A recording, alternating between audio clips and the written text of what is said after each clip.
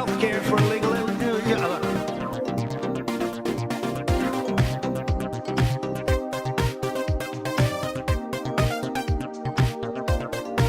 A ninth world country, not a third world country, a ninth world country.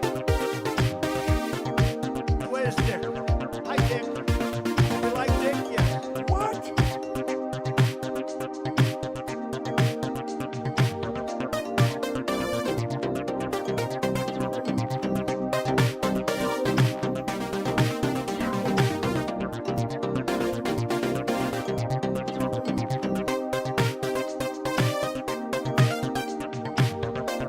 The Burmese executives.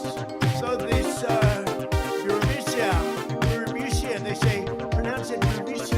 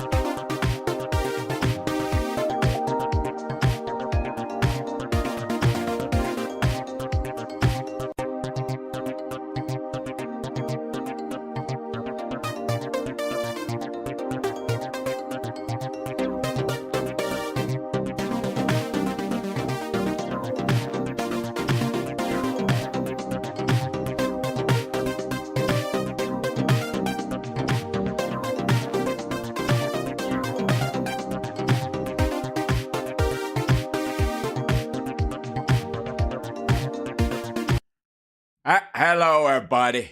Hold on. They didn't push the button on there. Hey, this is welcome to a special report. Hey, lights. Them lights are on. Welcome to a House Parks Megaworldwide special report. We's a little later than usual because things started a little later. But here, listen up. I'm going to tell y'all folks something or two about tonight's show. Tonight's show consists of us just looking at that CNN their town hall thing. We don't know if it's going to play right, so we might have to jump around, find a gooder or a better source of seeing the thing. And if we has problems, we run into them, we'll deal with them. but most of all, we just here to listen to the man speak, and as influenceable voters who have not made up our mind, our collective mind, we are going to agree to disagree and talk about the thing that we're doing with the thing. So I want everybody to approach this with an open toilet mind, hole in their head. So don't think too hard is my message. Okay, y'all, great. Hi everybody, welcome. Hold on. Here it is. Yeah, there it is. It's the Republican. It's the Republican presidential town hall because he's the front runner. You see what CNN did there. Let's see. Here we go. It started, and we shall experience it as people who are experiencing a thing that is to be experienced. Don't forget to like and subscribe. Give a thumbs up. Support the show. I will say that this already does have one positive in that Trump has to listen to a woman tell him what the rules are, which I always appreciate when that happens because it's such a rarity in his life. All right, here we go. For president. Yeah, unless I What see the heck? election fraud. If I see Hold election on. fraud, I think I have an election fraud. If I see election fraud, I think I have an obligation to. Oh, this. Wait a minute. Don't go live. I want to see it as it goes. Rats. I had it paused. Let back up. Scroll. Will you suspend polarizing talk of election fraud during your run for president? Of course not. Okay, we're gonna pick up. We'll do the top part. We should have voter ID. We should have one-day elections. We should have paper ballots instead of these mail-in votes. When you've talked about the 2020 election results in the past, you once suggested terminating the Constitution. Do you stand by those comments? No. You were able to do certain things. I'm not talking about terminating the Constitution. I'm talking about cherishing the Constitution. The Constitution says that we're supposed to have legal and well-maintained and well-looked-at elections. Yeah, I didn't realize he's really boned up on it since. He's read a And we lot. didn't have that. I cherish our Constitution, but we have to live up to the Constitution. We weren't living up to the Constitution. I was just saying there's no When you were evidence of president? that election fraud. You did once You're tweet. supposed to say that, but I'm glad you say that. But look, That's that the was truth, a Mr. horrible President. election. That was a horrible election, and unless somebody's very stupid, and I know you very well, you're not stupid at all, but you perhaps are given an agenda or you have an agenda. Look, we have to have honest elections in our country.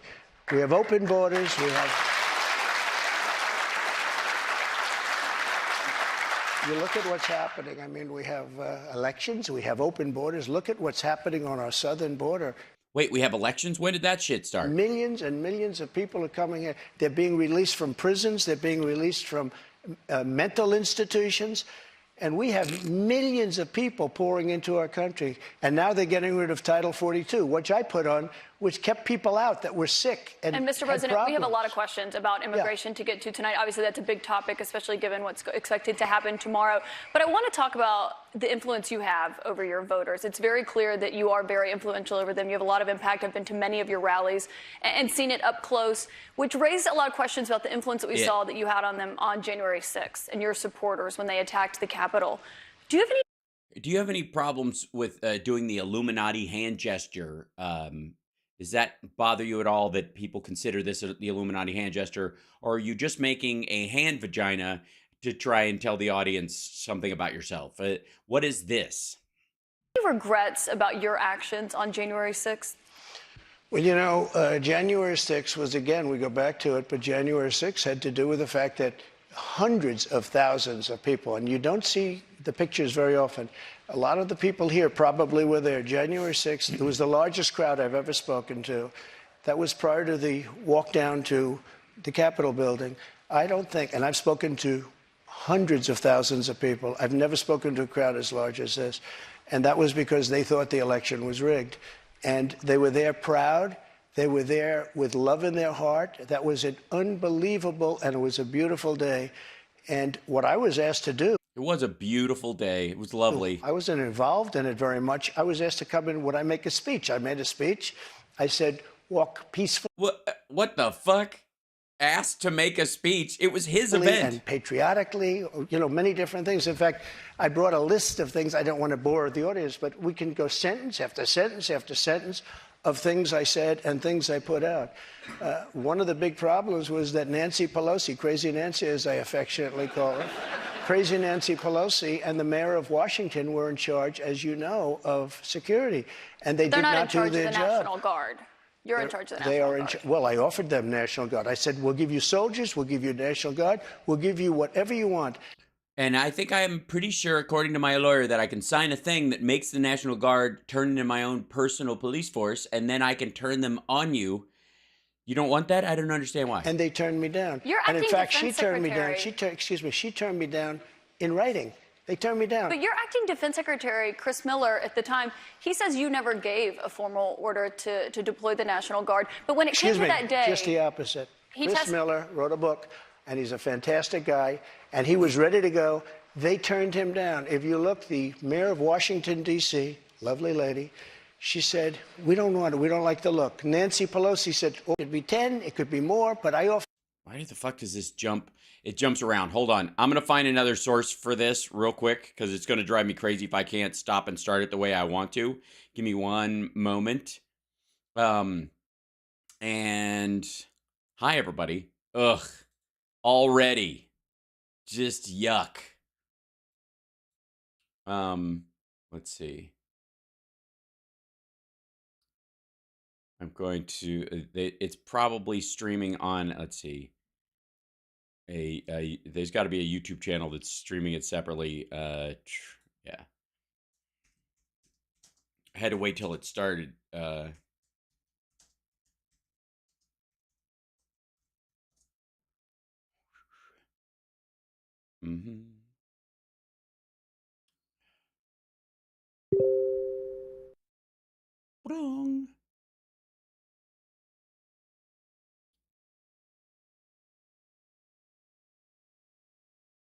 I'm gonna find the full version. Jump those. It's rising. Hold on. The problem is finding it, carried without somebody overlapping on the stuff, and I'm not gonna just let it play. Just randomized, as some might be. Live to. Okay, this is new.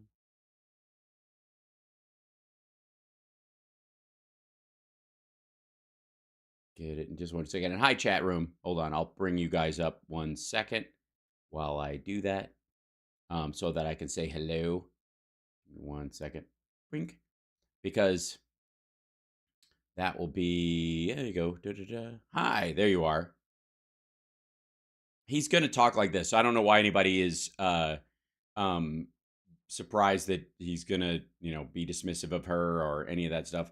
Of course he is, because he's gross.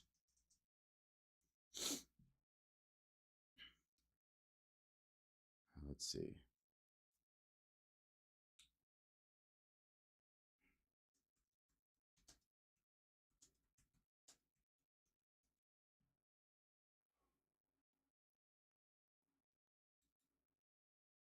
Counting your version of a little right up to the point now we're getting Philadelphia. If you look at they deserve. This deep state apparatus. I'm borrowing out of the people in this audience and. Okay, this is a Rumble site that has it. And ta-da! We'll see if we can. It's gonna be so gross. Depending on if they're at the commercial breaks, they may go to whoever the people running it are. Okay, starting from the top. Oh, and the audio sucks.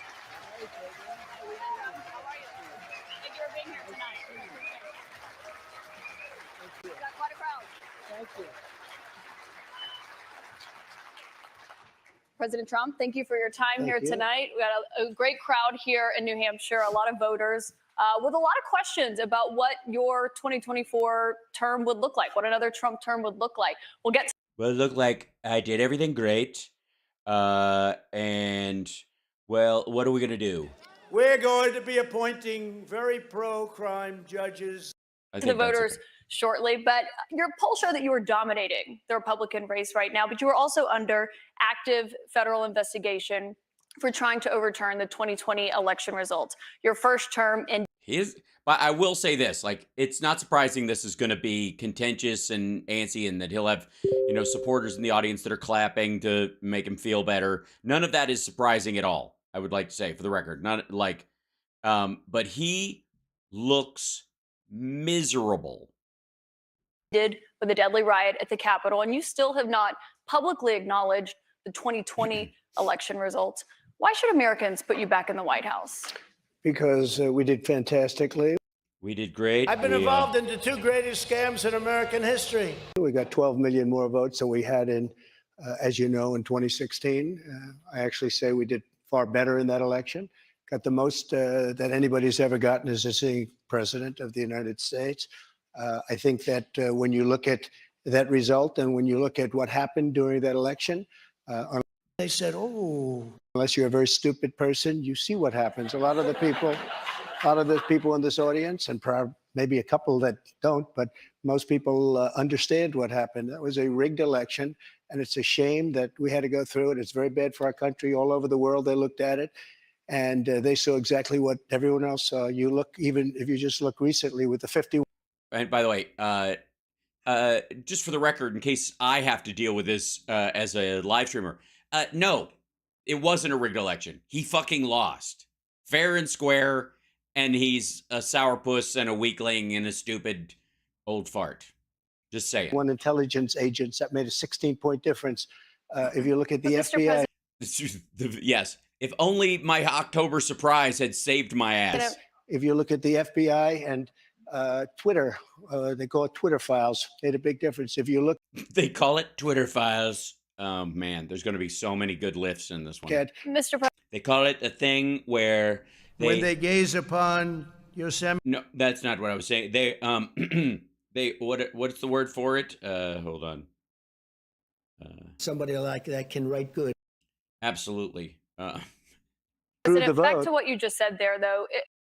Again, the words are conditions. It was not a rigged election. It was not a stolen election. You and your supporters lost more than 60 court cases on the election. It's been nearly 2.5 years. Can you publicly acknowledge that you did lose? Can you stop sitting like a toddler trying to poop for the first time? Lose the 2020 election. Let me just go on. If you look at True the Vote, they found millions. True the Vote. If you watch 2,000 Mules, which I saw part of halfway through the trailer of half of what was put out, they have multiple shots of a guy stuffing ballots in the middle of the night. No one stopped him. As a matter of fact, I would understand he was even paid by the people who filmed him. Millions of votes on camera, on government cameras, where... Yeah, he thinks, again, he thinks the guy with the backpack in 2,000 Mules that was actual surveillance video, not filmed footage. They were stuffing ballot boxes. So with all of no, they were not. That, I think it's a shame that what happened. I think it's a very sad thing for our country. I think it's a very sad thing, frankly, for the world, because if you look at what's gone to our country has gone to hell. Our borders are bad. Our military has been bad. You look at the taxes, you look at inflation, what's happened. You look at the taxes. Do I? To inflation, it's just destroying our country. We've really become, in many ways, a third world country. Excuse me. I was a private. Hold on. A ninth world country, not a third world country, a ninth world country. And it's very sad what's happened in this administration. Yes, you're sitting in front of a room full of people who had to crawl over dead bodies just to get into this place. They all stink of BO. They're filtering their own urine and drinking it. It's basically Waterworld, except there's not even any water. And it's something that will turn around on day one. We were energy independent. Yeah, we'll turn around on day one, because what I'll do is I'll just say it's not happening anymore, and my dipshit followers will believe it. Now energy is at a level that we've never had to pay before. Nobody can afford to continue to pay what's happening with energy. Nobody can continue to afford say that again? What the fuck? Listen to that sentence. Something that will turn around on day one. We were energy independent. Now energy is at a level that we've never had to pay before. Nobody can afford to continue to pay what's happening with energy. Nobody can afford to continue to pay what's happening with energy. Motherfucker. Like, first of all, never mind the fact that gas prices were going up because people were back to life during, post-lockdown, yada, yada, yada. But the idea that this asshole still thinks, because he doesn't pay any of his own bills if he even bothers to pay them at all, that this is how disconnected. This is, I would say, the equivalent of when George H.W. Bush had never seen the laser scanners at a grocery store and was just amazed by it because it was the first, like the rest of us had been, well, yeah, that's what happens at the fucking grocery store.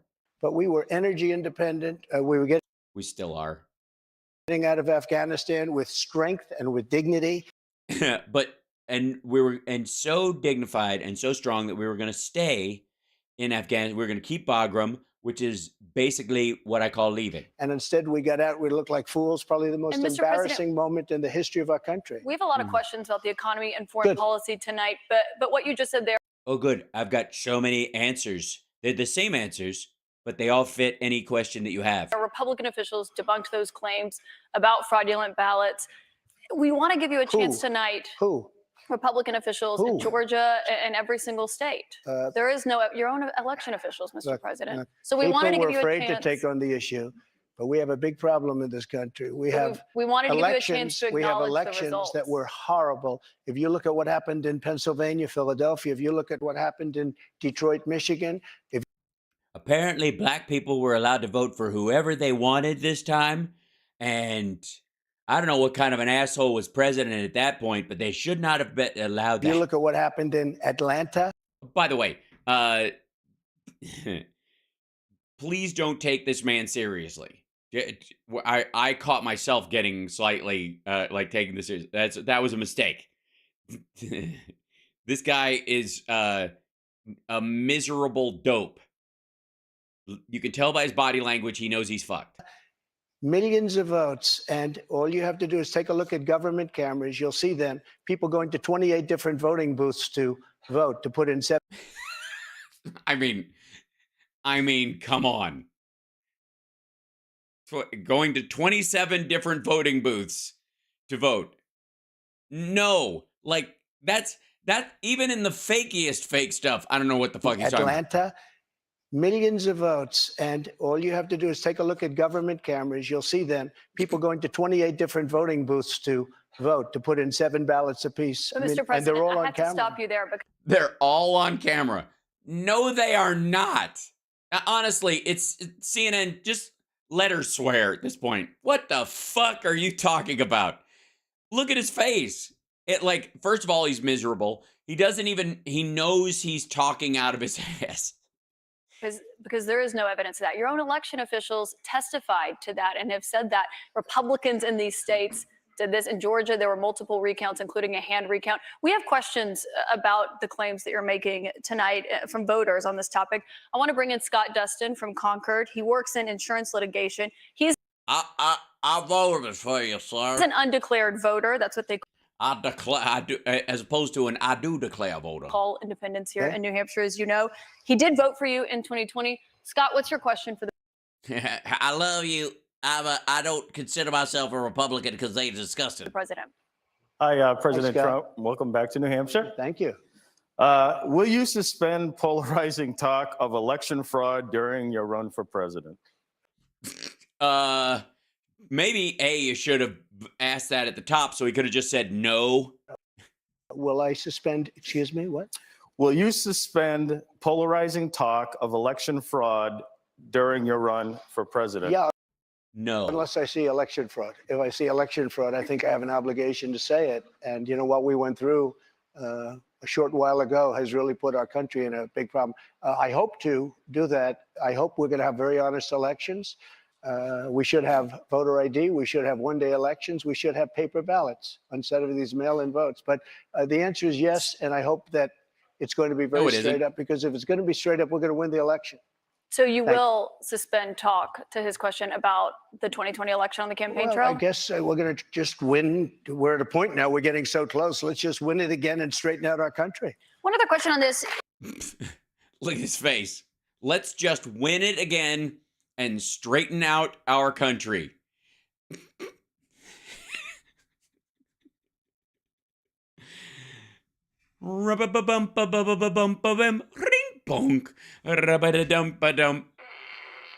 There is no way he actually believes a single word he is saying. He's just miserable. Oh, look at it. Just enjoy it for a moment. Why can't we just fucking... So we'll have nothing will have changed between this election and the last election, except Democrats will run all of it, but it could be fair this time, and I'll win because I'm amazing. And I lost when I was still president because apparently the deep state Illuminati pulled some strings, and I 8 volunteers in Atlanta kicked my ass.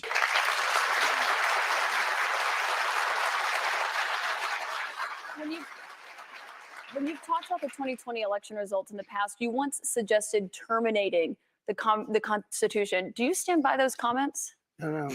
You were able to do certain things. I'm not talking about terminating the Constitution. I'm talking about cherishing the Constitution. Yes, I love the Constitution so much, I have to put it down. It's like, the Constitution's like Old Yeller, except I don't like dogs at all. The Constitution says that we're supposed to have legal and well-maintained and well-looked-at elections. That's exactly what it says. And we didn't have that. No, we didn't have that. You know where you don't have that is written that way in that kind of gibberish in the fucking Constitution. Christopher Columbus, Christopher, huh? I cherish our Constitution, but we have to live up to the Constitution. We weren't living up to the Constitution. When you were president? Interesting. I was just saying there's no evidence of that election fraud. You did once tweet. You're supposed to say that, but I'm glad you say that. But look, That's that the was truth, a Mr. horrible President. election. That was a horrible election, and unless Yes, for you. For the rest of us, it went great. somebody's very stupid, and I know you very well. You're not stupid at all, but you perhaps are. By the way, this is one of his little verbal tricks that's worked over his life, and he keeps it's the same shovel full of the same manure. Given an agenda, or you have an agenda. Look, we have Yes, she has an agenda to tell the truth about the election. It's terrifying. to have honest elections in our country. We have open borders. We have. You look at what's happening. I mean, we have elections. We have open borders. Look at what's happening. We have elections. Ugh. On our southern border. Millions and millions of people are coming in. They're being released from prisons. They're being released from mental institutions. And we have millions of people pouring into our country. And now they're getting rid of Title 42, which I put on, which kept people out that were sick. Again, we've seen this whole they're dumping people straight from. It's basically it's the sequel to his. They're bringing crime. They're rapists, and some of them are good people. In the sequel, he just dropped some of them are good people, and they're just insane. It's just crazy people. They just and what he wants for some weird reason is to assume that any mentally ill people that his followers see on the streets, who either are there because they're mentally ill or become drug-addled over time, or that they see on the news in big cities and stuff, that those people aren't Americans. That these are Black and Hispanic people and anybody, because technically the idea is that countries all over the world are dumping their mental patients into the country. The idea is that he wants you to, not you, but his followers, whenever they see an insane person on television do something crazy, that person came through the border. It's a weird little chuck and jive he's trying. And Mr. President, we have a problems. lot of questions about immigration to get to tonight. Obviously, that's a big topic, especially given what's expected to happen tomorrow. But I want to talk about the influence you have over your voters. It's very clear that you are very influential over them. You have a lot of impact. I've been to many of your rallies and seen it up close, which raised a lot of questions about the influence that we saw that you had on them on January 6th and your supporters when they attacked the Capitol. I have a list of things that I said, and honest to God, the Capitol isn't even my type. And to be completely frank, I don't like women who wear white anyways, because it makes me nervous. I'm going to leave evidence if I just touch you. Do you have any regrets about your actions on January 6th? Well, you know, January 6th was, again, we go back to it, but January 6th had to do with the fact that hundreds of thousands of people, and you don't see the pictures very often. No, it's true. It was the biggest crowd ever. I mean, obviously Erdogan has a much bigger crowd, and in Turkey recently, and I was mad at him. I sent him. I was told him, why are you having giant rallies of people who want to continue that are, you know, millions of people? It's just rude. A lot of the people here probably were there. January 6th. Yes, yeah, they were. Most of the people in New Hampshire came to. Yeah, they were. Yeah, it's basically these. What are you expecting? Reinforcements? It was the largest crowd I've ever spoken to. That was prior to the walk down to the Capitol. So your inauguration in 2017 wasn't that big. All right. Building. I don't think, and I've spoken to hundreds of thousands of people. I've never spoken to a crowd as large as this. And that was because they thought the election was rigged. And they were there proud. They were there with love in their heart. That was it. And guns. A lot of them did have guns. I was like, what is slowing down people getting in? And they went, well, a lot of them brought guns, lots of them, and it's slowing down the. And I was like, take down the magnetometers. Those guns aren't for me. They're for other people, and I don't care. And unbelievable, and it was a beautiful day. And what I was asked to do, I wasn't involved in it very much. I was asked to come in. Would I make a speech? I made a speech. I love how this, that's amazing to me. The fact that he is now talking about January 6th, like he didn't arrange it. He wasn't in charge of it. He didn't put it together specifically for this. Somebody asked me to do a speech. This is, you know how in the Atlanta case, in the Georgia case, he has to play dumb. He has to repeatedly on this and every venue that he can be in, say, I think I won the election. I believe that, so that once they try him in Georgia, it doesn't look like he was trying to rig the election for himself, but that he truly believed. And again, this doesn't necessarily save him from the legal consequences of his actions. You can still go to jail if you're stupid and you do something. Again, I truly believed my ex loved me more than her boyfriend, so therefore I had to run his car off the road. Is different. Like, I thought she was being kidnapped because they were in the car laughing and singing. That is his attempt at saying, I truly believe this, so I wasn't trying to tell the governor to make up a bunch of votes, print a bunch of votes, create a bunch of votes for me. I was believing that there were more votes to be found, and all I needed was just enough to cross the finish line. He's been selling that ever since. There was a couple of days where he walked it back, and then everybody realized that he's in deep shit legally, so he is going to have to deal, to pretend he still bought it the entire time. It's his only way out of the Georgia case. The January 6th stuff, there's all sorts of lawsuits by people against him that haven't even, that hasn't even started, where they blame him for putting them in that situation. This is now a thing of I didn't even, I just gave a speech at an event, somebody else put that on. This is now sort of a new tack. I said, walk peacefully and patriotically, many different things. In fact, I brought a list of things. I don't want to bore the audience, but we can go sentence after sentence after sentence of things I said and things I put out. We're going to be appointing very pro-crime judges. Winston Churchill stood on the rooftops in London, very calm, making speeches. Winston Churchill. He meant explosive in terms of fire. This isn't the let's read the book school. One of the big problems was that Nancy Pelosi, Crazy Nancy as I affectionately call her, Crazy Nancy Pelosi and the mayor of Washington were in charge, as you know, of security. And they did not do their job. They're not in charge of the National Guard. You're in charge of the National Guard. Well, I offered them National Guard. I said, we'll give you. I said, hey, I put in the speech that I'm gonna lead a march to the Capitol, and we got the permits, and I added it to my speech.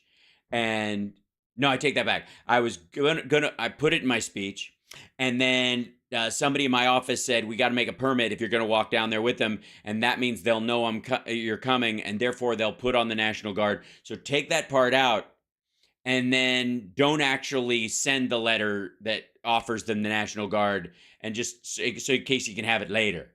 Soldiers, we'll give you a National Guard, we'll give you whatever you want. And they turned me down. Your And in acting fact, she defense turned me down. secretary- She turned me down in writing. They turned me down. But your acting defense secretary, Chris Miller, at the time, he says you never gave a formal order to deploy the National Guard. But when it came to that day, just the opposite. he Chris Miller wrote a book, and he's a fantastic guy, and he was ready to go. They turned him down. If you look, the mayor of Washington, D.C., lovely lady, she said, we don't want it. We don't like the look. Nancy Pelosi said, oh, we don't like the look. If they would have had I offered them 10,000 soldiers. I said, it could be 10, it could be more, but I offered them specifically 10,000 soldiers. No, you didn't. If they would have taken 500 soldiers, you wouldn't have had the problem.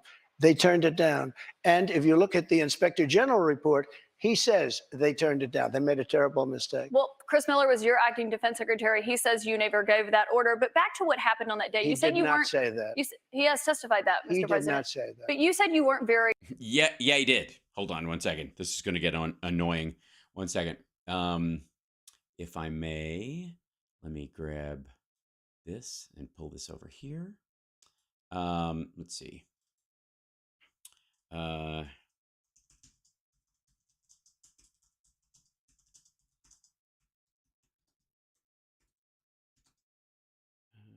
Sorry, 1 second.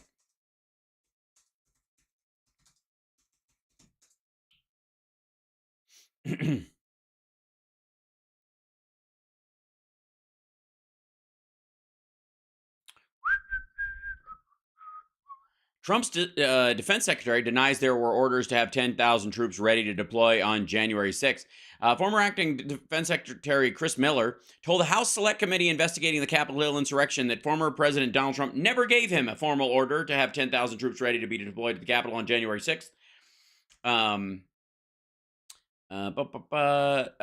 Let's see. According to new video of Miller's deposition released by the committee, I was never given any direction or order or knew of any plans of that nature. There was no there was no order from the president. We obviously had plans for activating more folks, but that was not anything more than contingency planning. There was no official message traffic or anything of that nature. Just saying. What? Twitch has busted me? They did?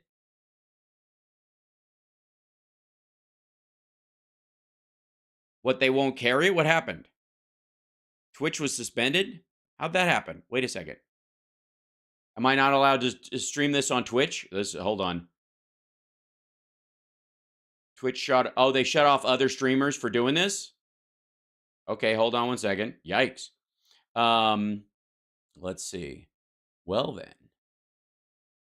Let's see. Let's go to my Restream dashboard. There we go. And I will turn off that guy so I won't get in trouble. And I guess everybody will have to watch it on YouTube, I suppose, and possibly on Facebook. So Twitch isn't Twitch isn't allowing people to talk about this. All right, that's not surprising. And there's so few of us that they probably could do it by hand. I have to see if I get did I get formally suspended? Yikes. For covering this? The hell? 1 second.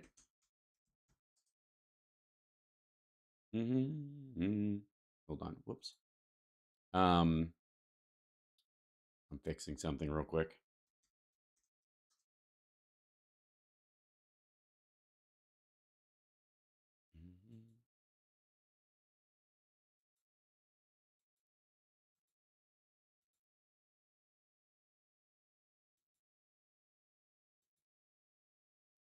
Account is currently wow. Your account is currently suspended. To view more information about it, appeals portal. Why is that? All right. DMCA notification. Appeals can be requested for enforcement. If you'd like to appeal a DMCA, please refer to our DMCA guidelines. Oh, well, all right. Which actions upon receipt of notification claimed infringement. Complete notification from a rights holder of someone acting on their behalf claiming that The right shoulder there, today's date. Okay. How to submit a notification of claim infringement. Okay, they did that. Submit a notification of claim, all right. How to submit a counter notification. To send a counter notification, whether responding to a notification directed regarding how to submit a retraction. If you are an account holder who has received notification claim infringement, you can seek a retraction by repeat infringer poly design. What happens? Oh, well, all right. I guess I'm temporarily off for a moment.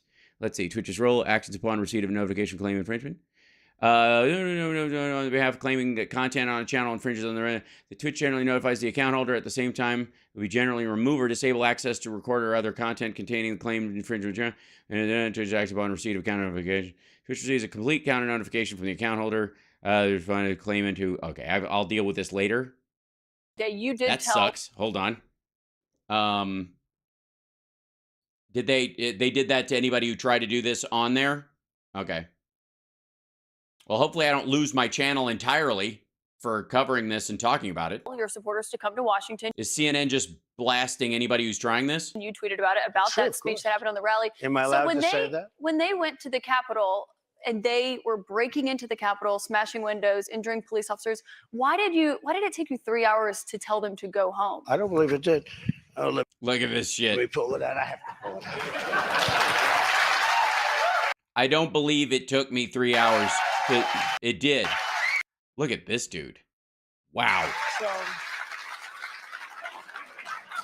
So if you look at on January 5th, the day before, I said, please support our Capitol Police and law enforcement. They are truly on the side of our country. Stay peaceful. Stay peaceful. This was the day before, and this was in the form of Twitter. Now use Truth Social. I think it's far superior. Okay. I hope everybody's on Truth. If you look January 6th, this is before 2:30. I am asking for everyone at the U.S. Capitol to remain peaceful. This is right after, as it was happening. But what happened is they took it down. Yeah. I don't know why. I think they took it down because it was so good. They didn't like it being up there. By the way, they didn't remove his channel went down after the 6th. They didn't remove these. I am asking, and we didn't know until I got it back, because now I have 90 million people waiting for me to go back, but I'm on Truth and I'm staying on Truth. Listen, Because he has to. I am asking for everyone at the U.S. Capitol to remain peaceful. No violation. We want no violation. We want no violence. Remember, We don't know. He can't even read his own tweets. we are the party of law and order. Respect the law and our great men and women in blue. Thank you. That was at 2:30. That was very early. Mr. President, I looked at the same timeline that you did. No, I Once know, it was but you clear, didn't report that. You know why? Because it was we did taken report it. down. I was reporting that It was day. taken down and it wasn't. But when put it back was up. clear to you that they were not being peaceful, you saw them rushing the Capitol, breaking windows. They were hitting officers with flagpoles, tasing them, beating them up. When it was clear they weren't being peaceful. Look at him smile slightly when she says that. Look at his face. Look at the turn up of his Not being peaceful. mouth. You saw them Watch. rushing the Capitol, breaking windows. They were hitting officers with flagpoles, tasing them, beating them up. When it was clear they Look at that. Like he smiles slightly at the idea that they're doing this. And that was the report on the day, was that he was getting off on it. weren't being peaceful, why did you wait 3 hours to tell them to leave the Capitol? They listened to you like no one else. You know that. They do. I agree with that. But So why didn't Nancy you tell them to go home sooner? Nancy Pelosi and the mayor are in charge. I assume they were able to do their job. They weren't. But And it Pelosi's kicked not in in. charge of Capitol And if you remember, security. I made a video right outside the Oval Office in the Rose Garden. And I'm very proud of that video. I didn't have a script. I don't need scripts like a certain person that's in But there what right time, now. the video, it came out much later after they had already attacked the Capitol. Look at, and I love how he's like holding the paperwork out, like this proves it. Look at this dude laughing right here. Like that one. He's getting her. They're super excited. It was a great video. And it was a beautiful video. Such a beautiful video. I watched the video a lot of times. It shows up in a lot of people's in Lindsey Graham's Pornhub search results. I'm very proud of that fact. It said, I mean, I don't want to read it all, but you have to go home now. We have to have peace. We have to have law and order. We have to respect our great people of law and order. We love the people of law and order. We can't play into the hands of these other people. We have to have peace. Please go home. Now, I said that. Yeah, this is like 4 hours after they built a gallows on the Capitol grounds. Pray You know for what the they law and did? order there, They took Mr. that President. down, and to this day, it hasn't been put up. And the reason is it's so good and so conclusive that all of this nonsense and all of the tens of millions Ooh, the light went out. Obviously, the Lord hates him. of dollars that have been spent are just wiped away with this one. And they've never put it back up. They had another one that they did the same But that thing. video that you referenced there, it wasn't posted until 4:17 p.m. No, I'll tell They you, breached the Capitol at 2 p.m. That video was Mr. President. posted, 4:17 yeah, p.m. before, actually a little bit before that. Right. A little bit before that. No, exactly at that time. These are time stamped, stupid. You filmed it before that. You held on to So it. that's my Excuse question. Because me. in that 3 hours, over Excuse 140 me, it was officers posted were after the injured. first one I just read, though, and that was at 2 o'clock. But I think the reason the timeline is so critical here because What one was at 2 o'clock? First of all, the Gish Gallop here is a bit ridiculous. I hope I get my Twitch channel back. That would kind of suck if I don't know how hard that's going to be. It's aggravating me a little bit. But like, subscribe, support the show, Venmo.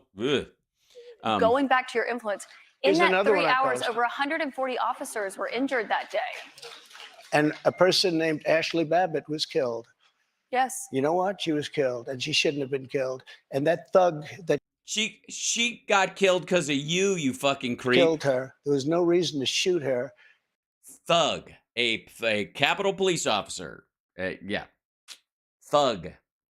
At blank range, cold At blank range, cold blank motherfucker. you know what? She was killed, and she shouldn't have been killed. And that thug that killed her, there was no reason to shoot her.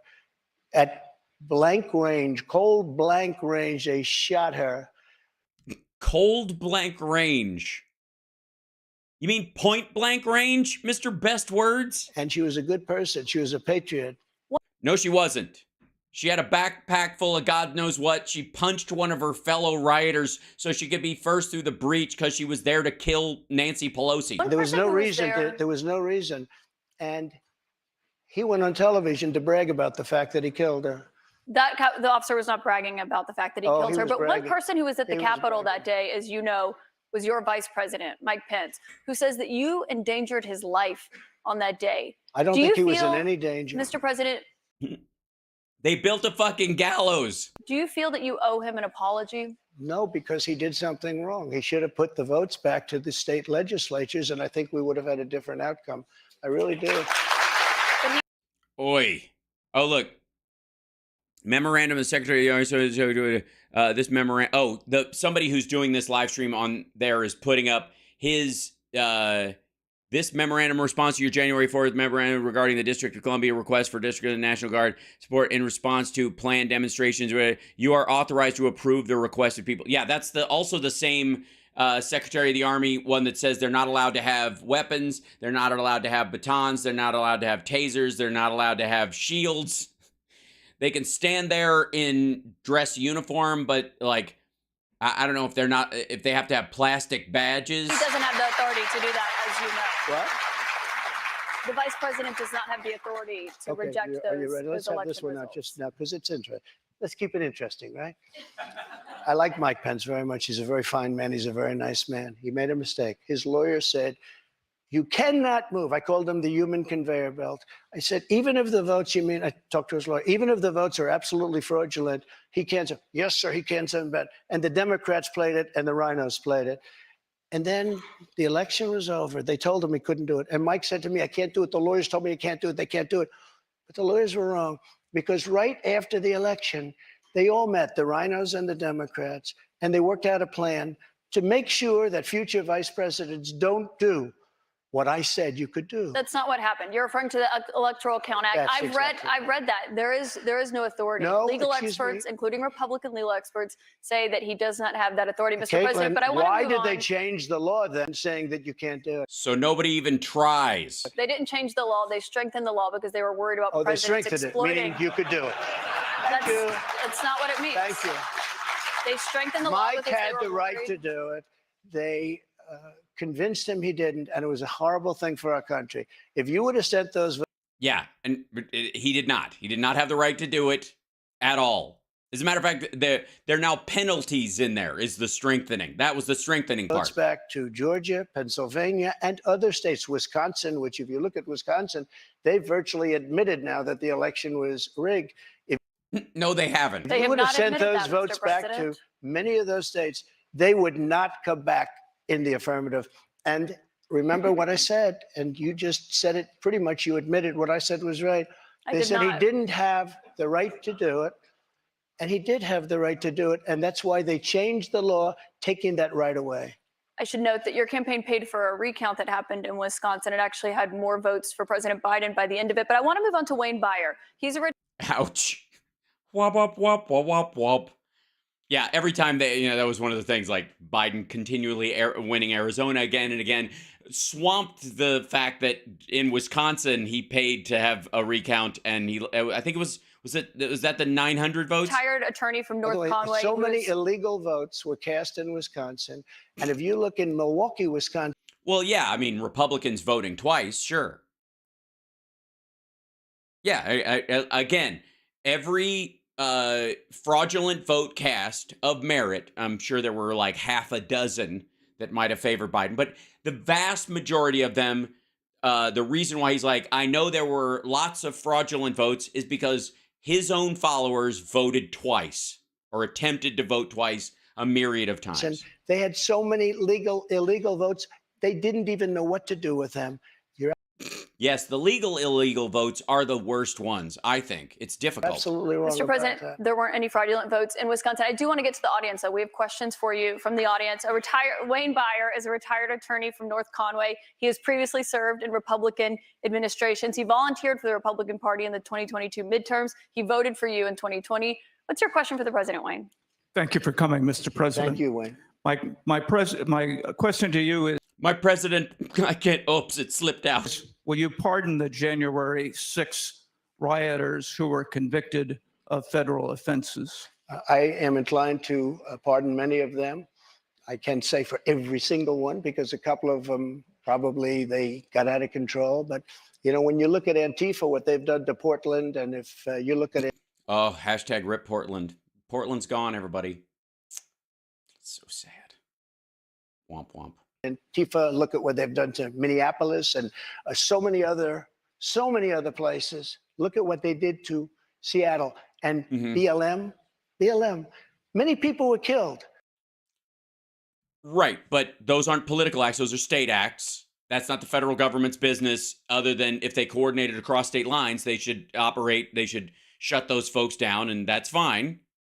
But none of that would have affected the ability of Americans to vote or their votes actually mattering in the election at all. Any more than any other riot in the country has actually done that. Ever. These people, I'm not trying to justify anything, So he's trying to justify January 6th. but you have two standards of justice in this country, and what they've done, and Also, tons of Antifa and BLM aligned, and again, questioning whether or not they're actually legit people who believe in the cause or whatever, who got arrested during those times, absolutely have faced charges.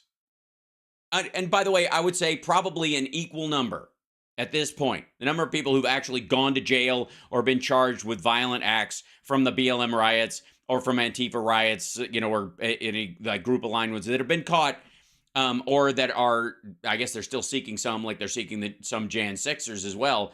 The volume of people who've gone to jail over those things for the same amount of time is about the same. The only difference is the BLM and the Antifa related stuff you're not going to see an insurrection charge amongst those because they don't have the ability to actually do an insurrection. I love that question because what they've done to so many people is nothing. And then what they've done to these people, they've persecuted these people.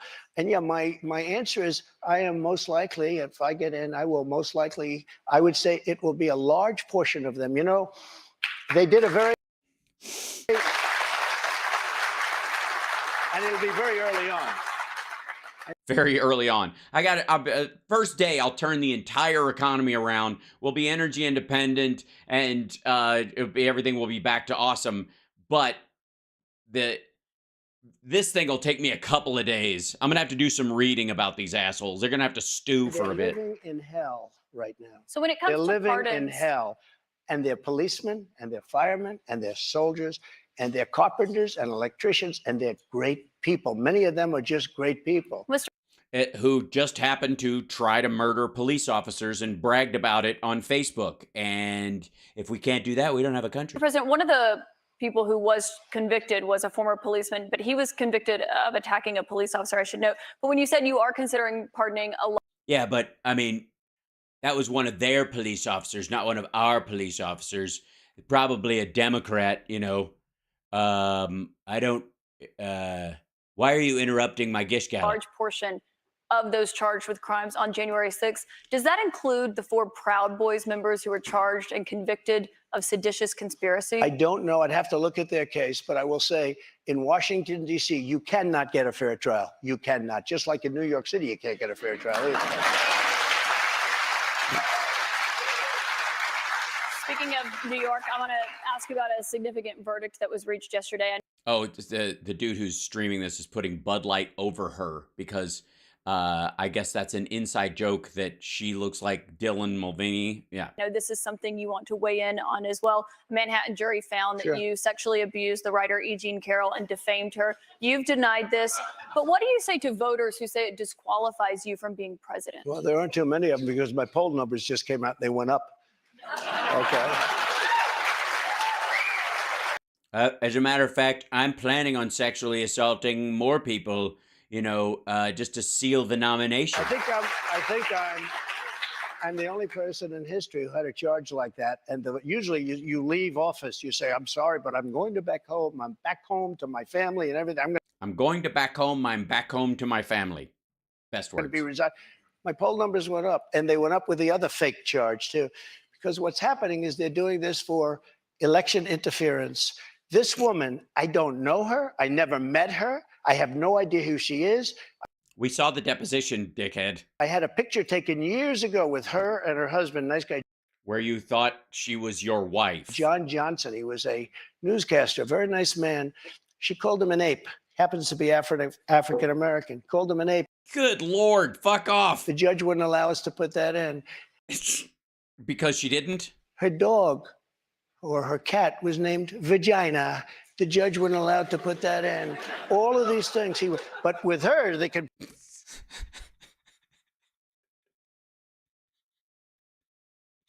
Okay. The fact that, understand that the fact that this man is having to talk like this, is having to say this shit to protect himself, you know, to defend himself. This is the Republican frontrunner in a CNN town hall. Put in anything. Access This Hollywood. was a jury of anything. 9 people who found That's right. you liable of sexual abuse. Do you think that will deter women from voting for you? No, I don't think so, because I think the whole thing, just so you understand, ready? Ready? Are you ready? Chicks, ladies, are you ready? Shut your face, woman. I never met this woman. I never saw this woman. This woman said, I met her at the front door of Bergdorf Goodman, which I rarely go into other than for a couple of charities. I met Yes, I only went into the store for charities, which is what I call my kleptomania. her in the front door. She was about 60 years old then. This is like 22, 23 years ago. I met her in No, she wasn't. the front door of Bergdorf Goodman. I was immediately attracted to her, and she was immediately attracted to me. And we had this great chemistry. We're walking Oh, this is fucking gross. This is so gross. into a crowded department store. We had this great chemistry. And a few minutes later, we end up in a room, a dressing room of Bergdorf Goodman, right near the cash register. And then she found out there. Look at, like, half of these people are laughing because they support him, and a few of these people are just horrified at this asshole telling this locks on the story. door. So she said, I found one that was open. She found one. She learned this at trial. She found one that was open. What kind of a woman meets somebody and brings them up, and within minutes you're playing hanky-panky in a dressing room, okay?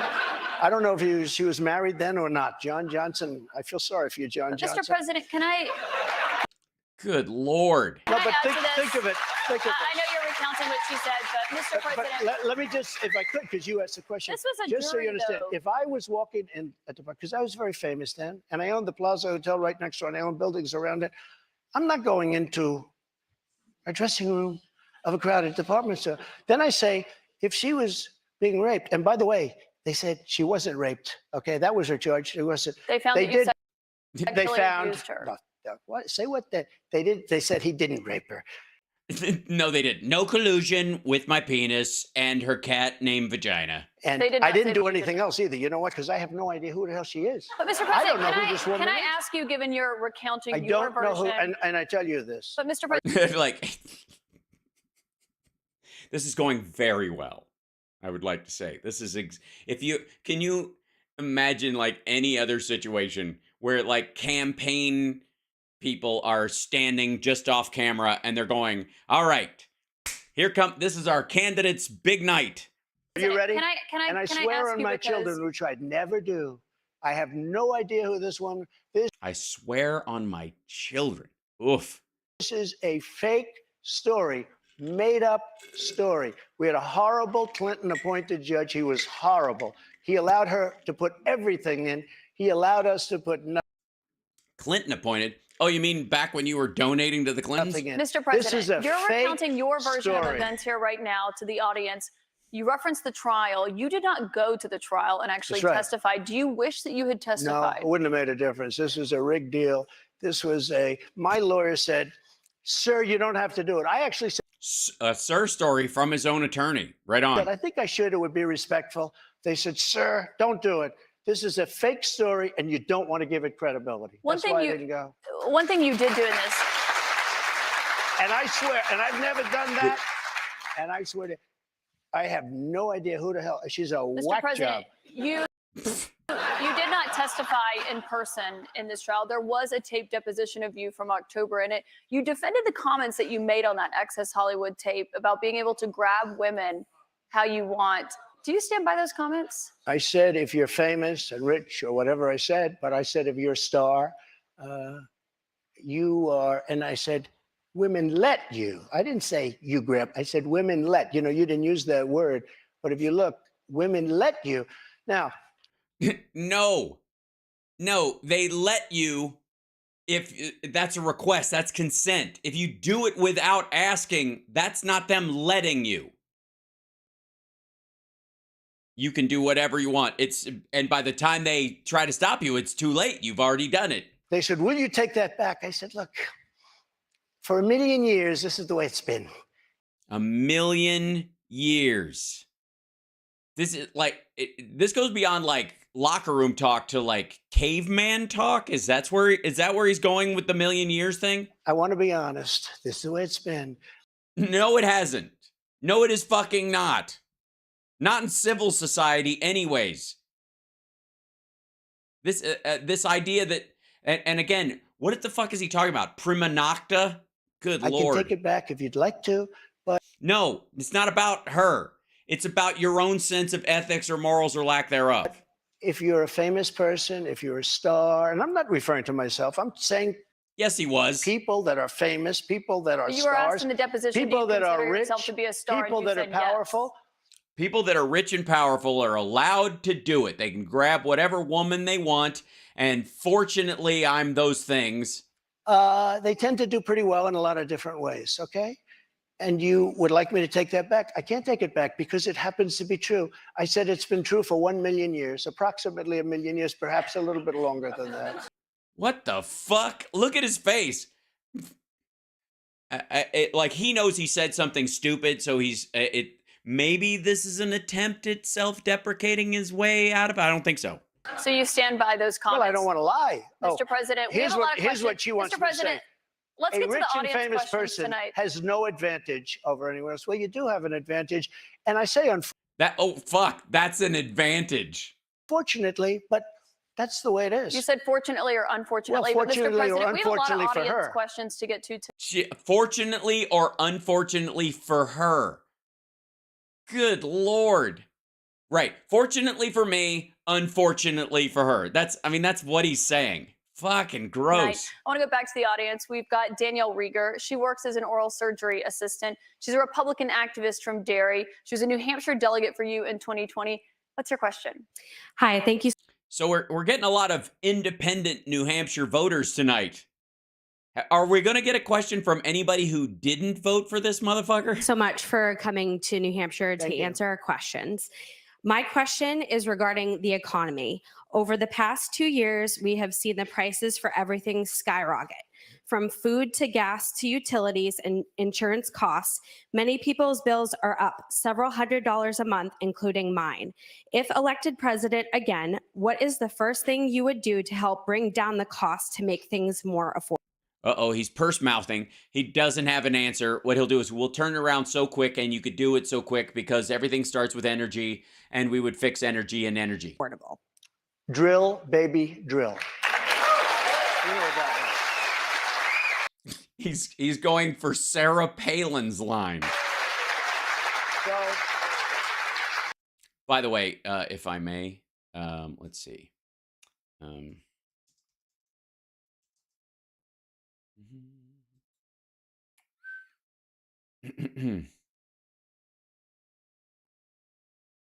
Let's see. What is I?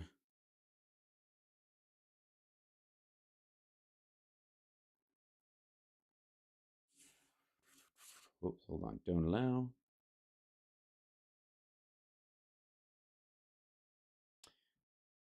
Oil falls further on EIA inventory report. This is just today. Crude oil prices fell further today after the Energy Information Administration reported an inventory build of 3 million barrels for the week of May 5th. This compared with an inventory draw of 1.3 million barrels estimated for the previous week. A day before the EIA released its EIAIO released its latest figures, the American Petroleum Institute reported a build in inventories of 3.62 million, contrary to expectations of another draw, pressuring prices. At 462.6 million barrels, U.S. crude oil inventories are 1% below their 5-year average for this time of year and are building back up. The EIA also reported hefty draws in the fuel inventories for the week of May 5th. Gasoline inventories shed 3.2 million barrels in that period, with production averaging 9.8 million barrels per day. This compared with an inventory build of 1.7 and a production rate of 9.4 for the previous week. And then again, this is because that's how they track this. And here's WTI crude, $72 a barrel. Brent, $76. Murban, 75. And then let's see. Louisiana Light is at 76. Bonnie Light is 74. The OPEC basket is 76.31. Mars US, and then they don't even list the Russian one, which is at 50. we were energy independent. We were soon going to be energy dominant. By the way, because we weren't using any of it. There was so much oil in the world because no one was moving because of COVID that it dropped below zero. And nobody had ever done what I did. We got oil down to $1.87. Actually, it fell Oil fell to $1.87. lower than that in some cases. We had to save the oil companies. The price was getting so. We were doing incredibly. We had the greatest economy in the history of our country, probably the greatest. Yeah, it was great because no one was working and no one was going anywhere. Oil was so cheap because people were not driving. Greatest economy in the history of the world. We're energy independent, soon to be energy dominant. We were going to be bigger than Russia and Saudi Arabia. This is his same shit we see on his little, like he says this same knee-jerk bullshit Together at all of his times two. rallies. We have more Together times two, like not even close. liquid gold under our Which, by the way, feet than any other nation. Any other nation. No, Venezuela has the biggest stores. Like the United States has a decent amount, certainly more than Saudi Arabia, I will say. And Russia just can't get what's under. I mean, Russia, the land mass is fucking enormous. So of course they have giant stores. They just can't get them out without Western companies. And these stupid fools ended it. And energy went from $1.87 and even lower. Energy went from $1.87 and even lower. This is fucking math whiz. Gasoline for a car. They went from $1.87 to $5, $6, $7, $8, and even $9. and your electricity bills went through the roof, your heating bills went through the roof. And that's what started inflation. And it hasn't stopped because people are paying now for bacon and for eggs and for the 2 and 3 times what it was just a little while ago.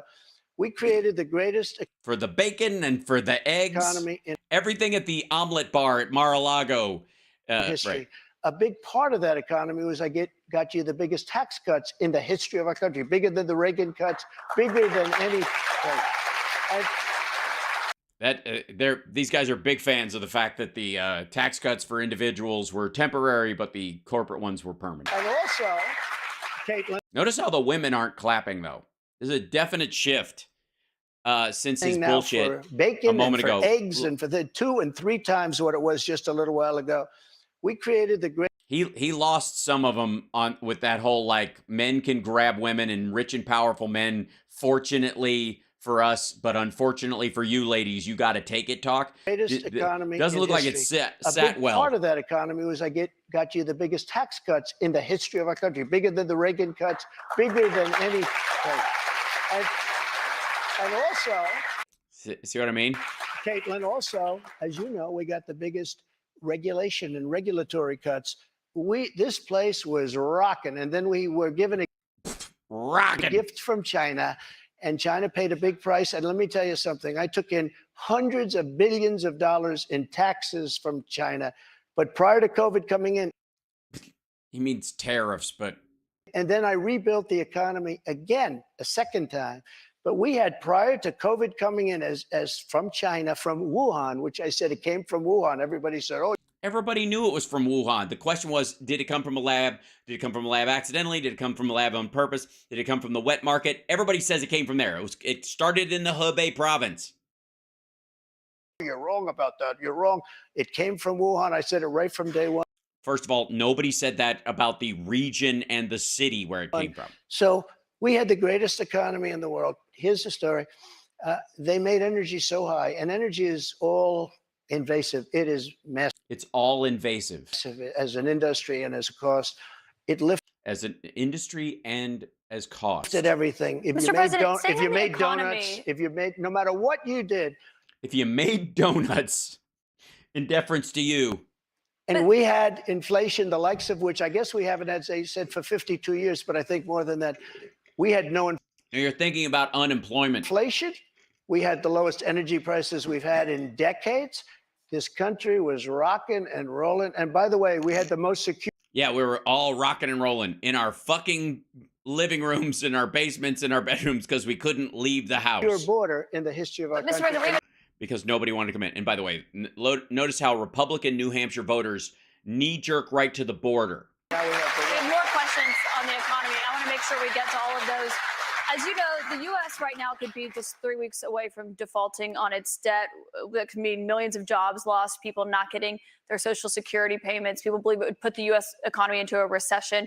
On that topic, I want to bring I need it to be in a recession. Otherwise, I can't run on the economy as it is right now. They're kicking my ass. in Marta Cervella, a student here at St. Anselm. She is an undeclared voter who did not vote in 2020. Marta, what's your question? Hi, Mr. President. Hi, thank you. So my question is, what do you think about the United States' current debt situation, and how can we move forward? Such an important question. So we're at $33 trillion, a number that nobody ever thought possible. When Well, yeah, thanks to you, asshole. A third of it happened under your presidency. we had our economy rocking and rolling just prior to COVID coming in, like literally, we were making a fortune. And oil, we were going to make so much money from oil, we were going to start paying off debt. But then with COVID coming in, we had to do other things. We had to keep this country alive because it was so serious. But we have to get the country back. We have to lower energy prices. We have to lower interest rates. Interest rates are through the roof. Energy has to come down. It all has to come down. And we have to Everything has to come down. That's the important thing, including the debt ceiling, which has to come down. What was your question? start paying off debt. But when we have a debt limit, and they use that very seriously in me, they came in, Schumer came in with Nancy Pelosi, and they were using, we'll violate it, we'll do whatever. They talked a whole lot different than they do right now. I say to the Republicans out there, congressmen, senators, if they don't give you massive cuts, you're going to have to do a default. And I don't believe they're going to do a default because I think the Democrats will absolutely cave because you don't want to have that happen. But it's better than what we're doing right now. What? Okay. What the fuck does that mean? Run that by me again. Different than they do right now. And Hold they on. used that very seriously to me. They came in, Schumer came in with Nancy Pelosi, and they were using, we'll violate it, we'll do whatever. They talked a whole lot different than they do right now. I say to the Republicans out there, congressmen, senators, if they don't give you massive cuts, you're going to have to do a default. And I don't believe they're going to do a default because I think the Democrats will absolutely cave because you don't want to have that happen. But it's better than what we're doing right now because we're spending money like drunken sailors. So just to be clear, Mr. President, you think the U.S. should default if the White House does not agree to the spending cuts Republicans are you demanding? might as well do it now because you'll do it later because we have to save this country. Our country is dying. Our country is being destroyed by stupid people, by very stupid people. What the fuck? What? All right. That, like, at a certain point, I guess his argument is you've got to default on these loans now because you're eventually going to default. What, when he's president? Like, what I think here's I mean, this is partly what he's saying. He needs them to do these drastic cuts before he's president again, because then he's going to have to make them, and you're going to ruin the Republican Santa Claus myth. Someone said that using the debt ceiling as a negotiating wedge just could not happen. You said that when you were in the Oval Office. I was president. So why is it different now that you're out of office? Because now I'm not president. Look at a fucking asshole. It's like, and again, like his people think that's funny because they don't consider the actions of the president to be serious.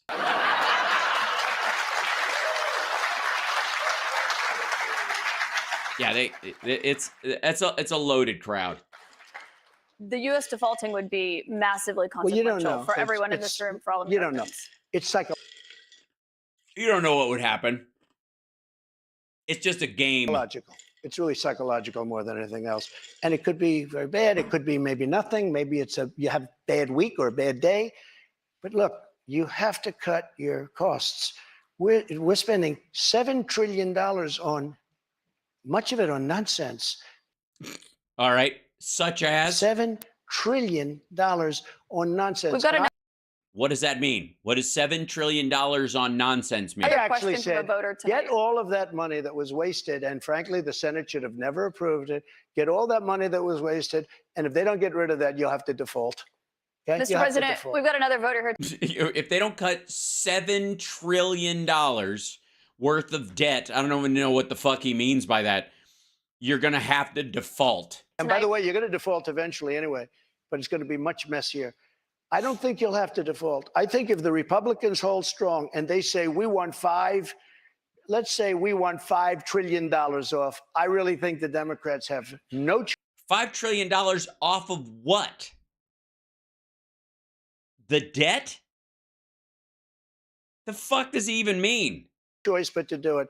I don't think he knows what the fuck he's talking about. He's just making this up. Like a $10 trillion, we want $5 trillion cut from the federal budget over the next decade in a budget. Is that what he thinks he means? And if I win, they're going to be doing the same thing to me in 2 years. I guarantee you that. Mr. President, we've got another voter here game. tonight. Well, that's because you're going to do another tax cut that's unpaid for. They did that before. Bobby Petrino has been waiting very patiently. Sure. He's a student at St. Anselm. He's a member of College Republicans. He's an undeclared voter right now. He supported you in 2020. Bobby, what's your question for President Trump? Hi, thank you for coming. This is a bit of a pivot, but with gun violence and mass shootings in the news cycle recently, I'm worried that state governments and the federal government are going to act to repress gun rights. Under your administration, you instructed the Department of Justice and the ATF to ban bump stocks. If elected president again, how would you act not only to defend our Second Amendment rights, but to restore rights that have been taken from us, such as, by example, recently the ATF's ruling on the pistol stabilizing braces? Yeah, as you know, the bump stocks are actually a very unimportant thing. And NRA, I went with them and they said it doesn't mean anything. They're actually, all they do is teach you how to shoot very inaccurately. Jesus Christ. It's no good. It's just spray stuff. It's not even, it's almost like automatic weapons, shooting at that speed, you're not really hitting anything. So I'm going to do an assault weapons ban on the same principle because nobody really cares. What was your question? So we did that. There's been nobody that's protected the Second Amendment, as you know, like I have. I protected it through Yes, you stopped all of Obama's gun grabs that never thick happened. and thin, not easy to do. But we have a very Thick big mental health problem in this country. Yes, we've seen it on display tonight. And again, it's not the gun that pulls the trigger. It's the person that pulls the trigger. And we have to protect our Yes, guns don't kill people, triggers kill people. We have to protect our Second Amendment. Mr. President, you dealt with a lot of mass shootings when you were in office. This year, there have already been more than 200 mass shootings in 2023.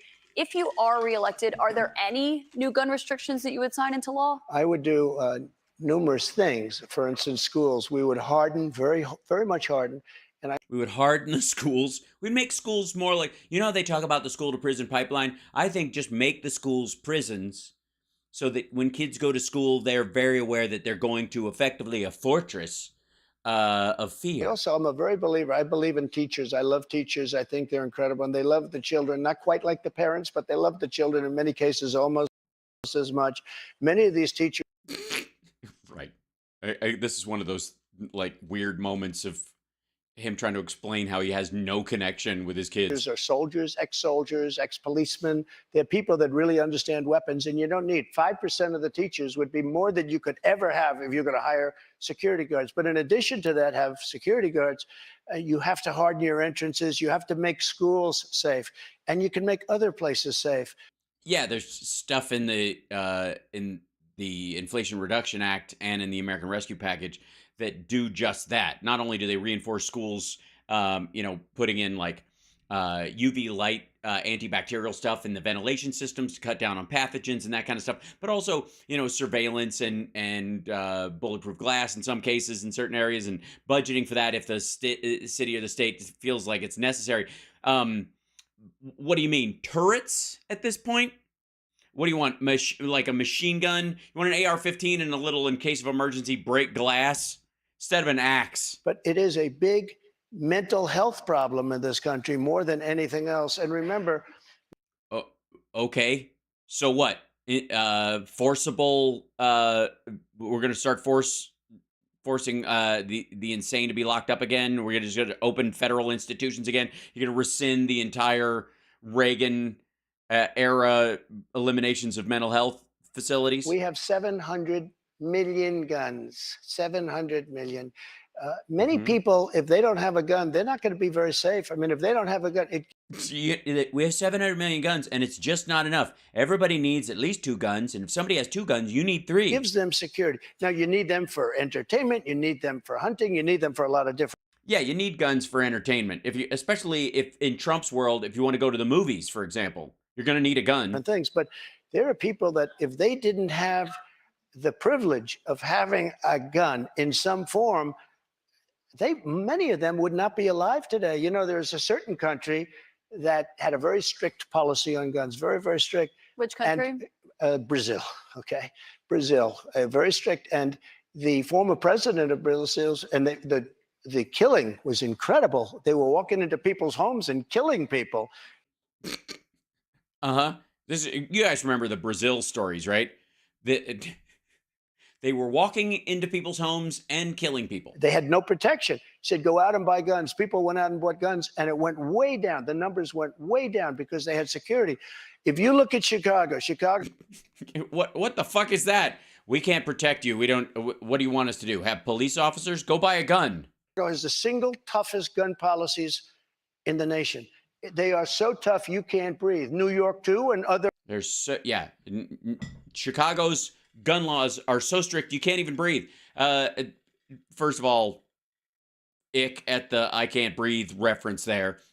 But on top of that, yeah, we know it's not the guns that are bought in Chicago that are the problem. It's the ones that are bought in other states and snuck into the places state. Also.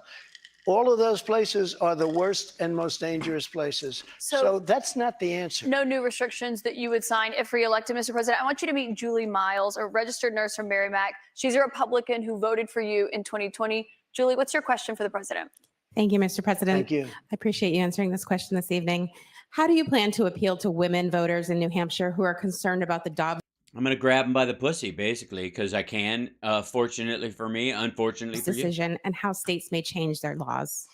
It's such a great question, and it was such a great victory, and people are starting to understand it now.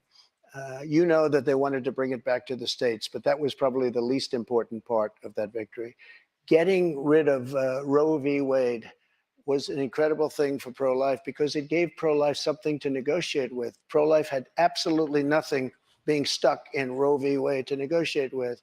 And now what's happening? Yes. Women having federal rights where they can move to any state and have equal rights no matter what state they're in was a terrible thing.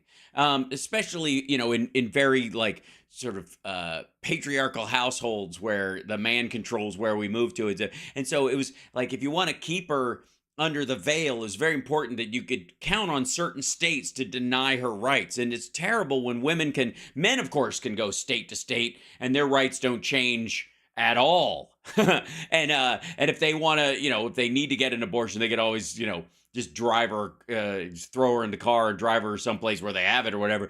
But women, you know, to have different rights for women by different states is the important part. And I see it all over. Deals are being made, deals are going to be made. And look, everybody that was president wanted to get rid and tried to get rid of Roe v. Wade. You mean Everyone who was president tried to get rid of Roe v. Wade. For 50 years, Republicans. For 50 years, this has been going on. Actually, a couple of Democrats too. But for 50 years. No. No, Democrats were not trying to get rid of Roe v. Wade, and nor were the majority of Republicans, for the record. This has been going on. I was able to do it, and I was very honored to do it. But by doing it, things are happening that are very, very positive. And you have to. Yeah, that like women, again, have to pick and choose by a narrow group of states if they want to have a complete have bodily autonomy. Again, men don't have that, fortunately for us, unfortunately for them. I happen to believe in the exceptions, the life of the mother, rape, incest, like Ronald Reagan believed in the exceptions. But I happen to believe that. I think it's frankly important to do that. But a lot of people are, against that. A relatively small number. But the way I look, I think it's very important to say this. I consider the other side to be radical. Because the other side, under Roe v. Wade and other things, the other side, they're radical because they will, remember the debate with Hillary Clinton? They said, rip the baby out of the womb at the end of the 9th month. They will kill the baby in the 9th month. Yeah, no, they won't. If you look at that crazy governor of Virginia from the former governor, where he said, no, the baby will be born, and then we'll decide essentially whether or not to execute the baby. But Mr. President, can we talk about what you would do if no, but these are the. First of all, that's not even fucking true. That's about parents who have a non-viable fetus. A child that will not survive outside the womb. It is born with its lungs outside of its body, its heart outside of its chest. It's born with its physical, its torso inverted. While attached to the placenta, attached to the umbilical cord inside the womb, can survive. But the minute it comes out, it will start to die. And so in this particular case, they're talking about a circumstance where people will be forced to carry that unviable fetus to term and then make the determination of whether to try and keep it resuscitated for 3 hours until in pain and it expires. That's the idea. Just birth it just to watch it die. That's what they were talking about, very specifically. He doesn't know what the fuck he's talking about. It's just gross. Radical people. It's not the pro-life people that are radical. But if you are reelected and you're back in the Oval Office and you get legislation to your desk, would you sign a federal abortion ban into law? What I'll do is negotiate so that people are happy. But the fact that I'm so You'll negotiate so that people are happy. Proud of it. We put 3 great justices on the Supreme Court. We have almost 300 federal judges on the Supreme Court. So just to be clear, Mr. President, you would sign a federal abortion ban into law. I said this. I want to do what's right.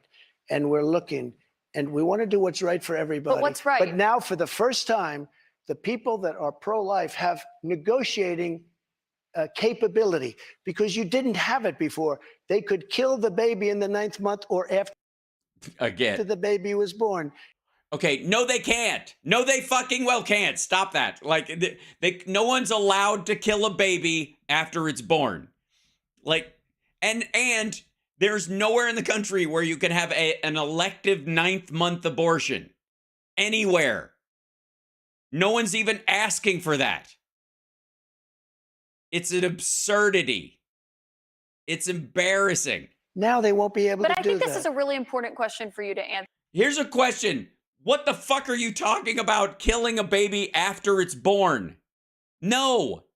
Explain that. Make him explain that. Because this is something every Republican, including those who are running against you for the nomination, are being asked about is, would you sign a federal abortion ban into law? And many of them are going to give you the same answer as I am. First of all, I am honored to have done what I did. And a lot of people said, in 150 years, he's now the most consequential president because he saved so many lives. And I'm honored to have done it. And because of what I've done, especially for a guy that's paid for at least 3 abortions. we now have a great negotiating ability. That's what I do in life. I negotiate. We have a great negotiating ability, and I think we're going to be able to get something done. What do you mean negotiating ability? Because the question that Republicans have, and some of your allies on Capitol Hill say that they want to introduce legislation when it comes to banning abortion. If they send it to your desk, would you sign it? Some people are at 6 weeks. Some people are at 3 weeks, Where's 2 President weeks. Trump? 3 weeks? 2 weeks? 2 weeks. What the?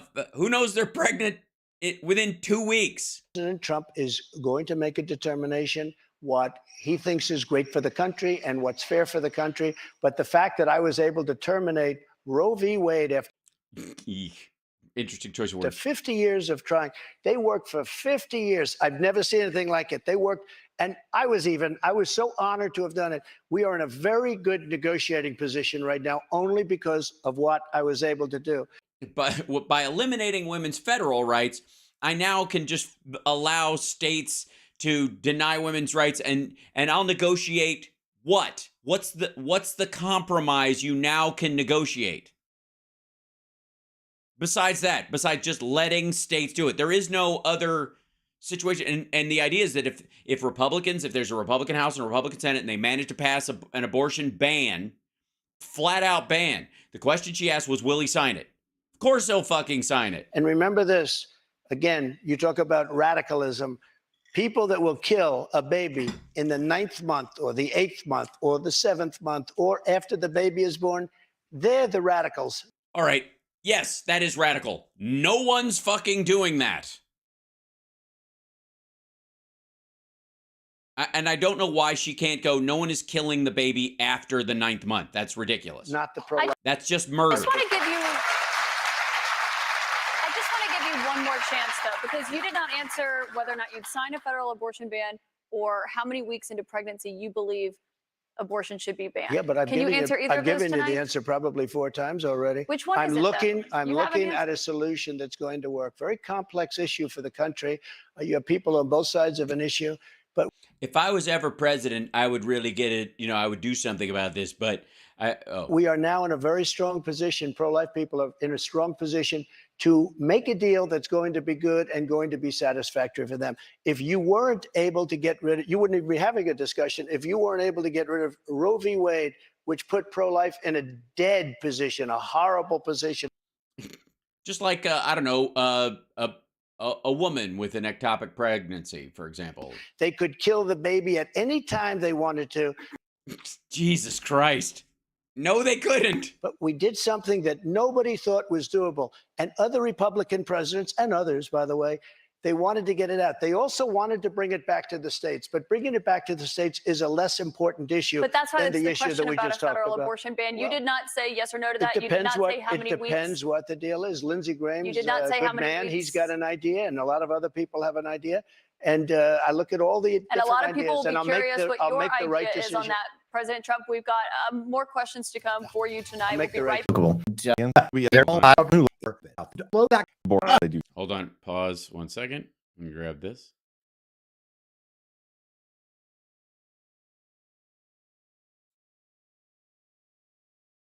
find President people Trump, who I'd don't to meet like him. Jennifer Simmons. She is a stay-at-home mom and former town selectman from Wyndham. She's a Republican and she voted for you in 2020. Jennifer, what's your question tonight? Good evening, Mr. President. Title 42 is expected to expire tomorrow. Our southern border and now our northern border are experiencing record migration. Our northern border, the goddamn Canadians. Is there a big influx in New Hampshire? There's all these hockey players running around. We learned on May 2nd that the Biden administration plans on deploying 1,500 troops to the southern border. Do you agree with deploying troops to the border, and how will a Trump administration slow down the rate of migrants coming across all our borders? Sure. A very fair question, especially since tomorrow is going to be a day of infamy. Yes, tomorrow is, the United States basically ends tomorrow. I don't know if you guys know this. It's over. Yeah, we cease to be a country. You're going to have tens of thousands of people pouring into our country. Even the judge, the judge overruled them when they wanted to terminate it early. And he said, that you better extend this thing. The judge in Texas said, I hope you're going to extend. What, a Texas judge against immigration? Weird. This. But this is my policy that they're letting terminate because they lost in court. They wanted to go earlier. You're going to have Yeah, because it was based on COVID. Millions of people pouring into our country right now at a level that nobody's ever seen before. Because of recidivism and people coming and making multiple crossings because they get kicked out immediately because of Title 42, and then they come back through and it creates this artificial number, which is 5 times what the normal rate is, and therefore they've been using this, and that's why the Republicans want Title 42 to stay in place, because it makes it look worse at the border, and they use that as a political wedge issue with people. And the problem that they have is that once Title 42 Title 42 ceases to be used, and they actually can process people's asylum claims, for example, the number of people crossing the border will go back to 2014, 2012, 2008 numbers, and they won't be able to use it as big as a wedge issue next year, which is why you want to do it now and let that process play through for a couple of months and then even out, and that's what they're worried about. People are sick. Anybody that wants this to happen to our country, they're destroying our country, and this should not be allowed to happen. How they're not going to do a version of Title 42 or my Title 42, which was tough. If people are sick and have infectious diseases and lots of other problems. You mean like untreated syphilis? We don't want them being into our country. We have enough problems right now. We have problems like. Then how are you letting airplanes land anywhere? What? Why are we not swabbing for infectious disease at every airport internationally? I mean, if you're talking about pathogens, the fuck? What's the difference? If we don't care if you bring fucking typhoid in, as long as you're doing it with a visa. What? We've never had in the history of our country. But Mr. President, our country is being destroyed. The reason it's ending. Our country is being destroyed. It's just awful. Like, that's why, look at us sitting here in the set. The whole place is on fire. Hashtag report. Is because the health policy, the COVID era pandemic emergency is coming to an end. That's what Title 42 was. You put it in place because That's of COVID. True, but when it comes to big questions about what your immigration policy would look like if you are reelected, some of your Republican rivals have criticized you for not fulfilling the promises that you made on the campaign trail, like finishing the border wall. So how did voters know that you would get those done if you're reelected? I did. I did the whole wall. I just did more extra wall. I did finish the wall. I built a wall. I built hundreds of miles of wall, and I finished it. And then I said, we have to build some more because there are areas like water going through a dam. There are some areas where there's areas like water going through a dam.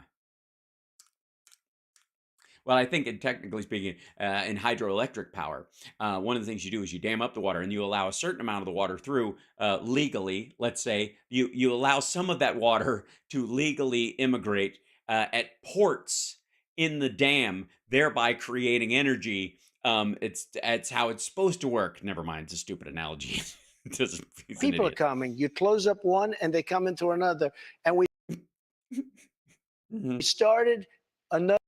Maybe the sieve wall wasn't a good idea then? Another 100 miles of wall. In fact, I said to my people, if we start this and don't finish it, And then we had a rigged election. I'm sorry to say it. The election was not rigged, okay, Mr. good. I President. know. You can't I'm keep glad saying you're that all saying night that. long. And so You cannot then keep saying they that the took election over was and they rigged. decided not to finish it. It would have taken them 3 weeks.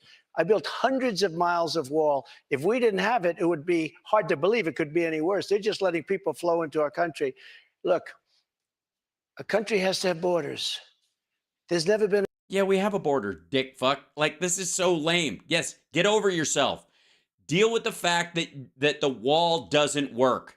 That after the wall, for whatever fucking reason, crossings are up. Illegal crossings are up. The wall didn't stop any of it. Anything like is happening to our country right You built now. about 52 miles of new wall when you were in office, See this? Mr. President. It wasn't the complete wall. One other thing that with No, but I have to immigration, respond to that. with your immigration, it was only about Okay, 52 can I miles of respond? new wall. This is what she does.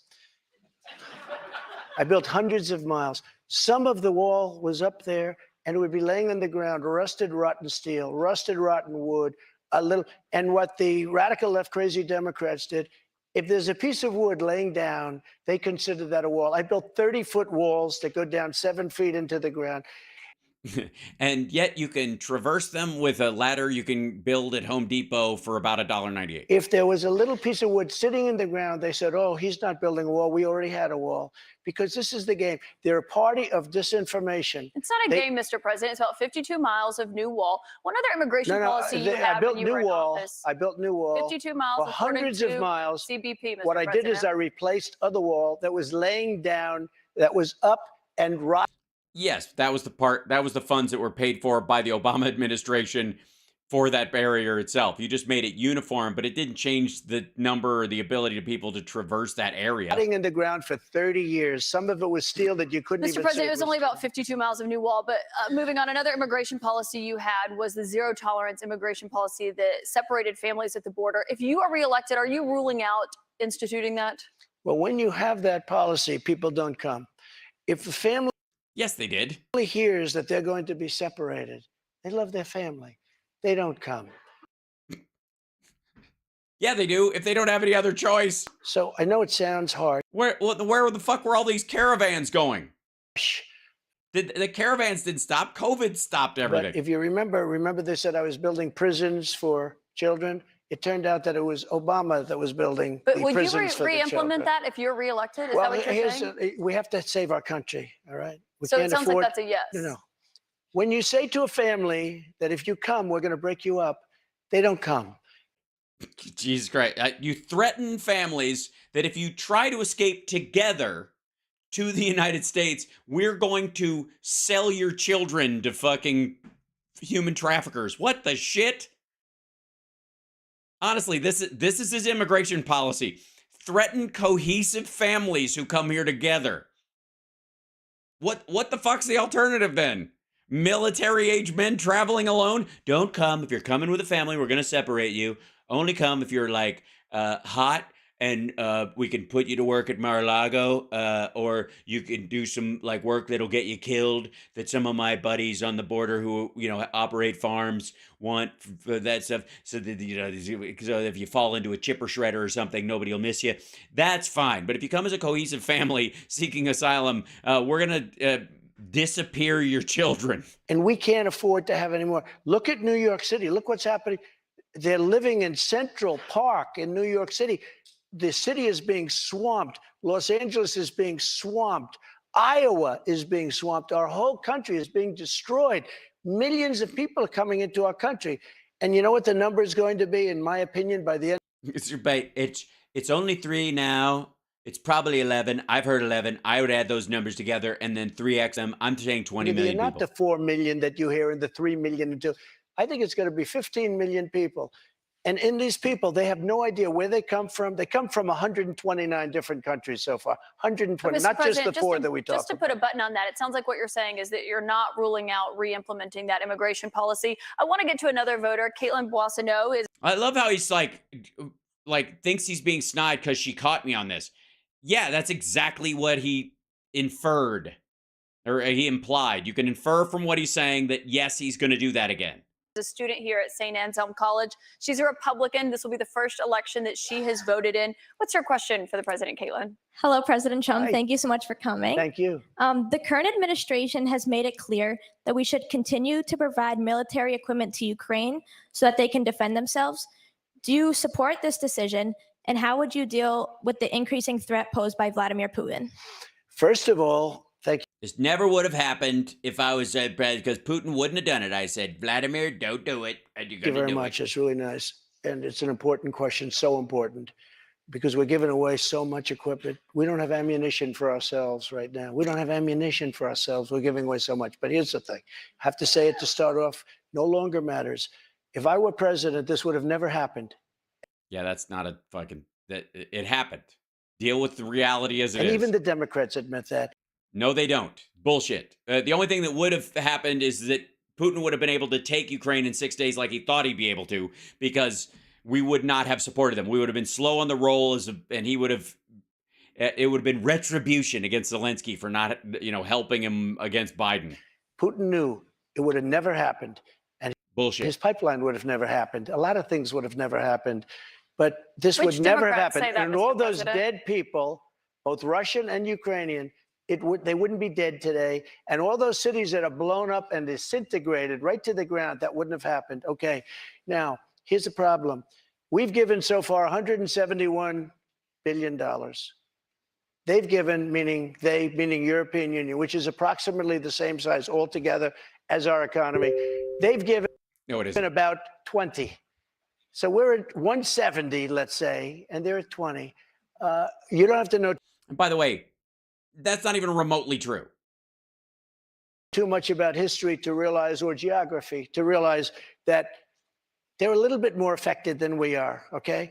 So they've got to put up a lot more money because they're taking advantage of us like every other country did. That's why I ended NAFTA and replaced it with the USMCA, Mexico, But on Canada. this issue, Mr. President, I should know, I don't know any Democrats who have said they don't believe Putin would have been invaded if you were president. But her question is, would you continue to give Ukraine money and weapons if you're elected? What's the answer? I have a very good relationship with President Zelensky because, as you know, he backed me up with the phony impeachment hoax number one when he said the president didn't do anything wrong. So That I was when happened you No, he to didn't. like. for an So I investigation in happened to exchange like. for Yeah, that's right. weapons. And I was totally exonerated, by the way. Just a waste of time and No, he wasn't. money. You were impeached over that. You I were was impeached over impeached. that. But let's stay on topic here, Mr. President, because the question is, would you give Ukraine I weapons was and funding? impeached by a crazy woman named Nancy Pelosi. But the question who here is, sympathized. would you give Ukraine weapons and funding if you were I would elected? sit down. Let me just put it a nicer way.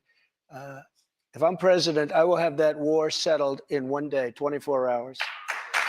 How would you settle that war in 1 day? Because I'll meet with Putin, I'll meet with Zelensky. They both have weaknesses and they both have strengths. And within 24 hours, that war will be settled. It'll be over. It'll be Do absolutely you over. want Ukraine to win this war? I don't think in terms of winning and losing. I think in terms of getting it settled so we stop killing all these people and breaking down this country. Now, Well, I mean, that would entail Ukraine losing the territory that has been destroyed. Yes, it would allow Russia to continue doing this. What do you? Can I just follow up on that? You but said one you of the don't things think you in have terms to of do winning is you and have to get losing. Mr. President, can I Europe. just- It froze. What's that? That's weird.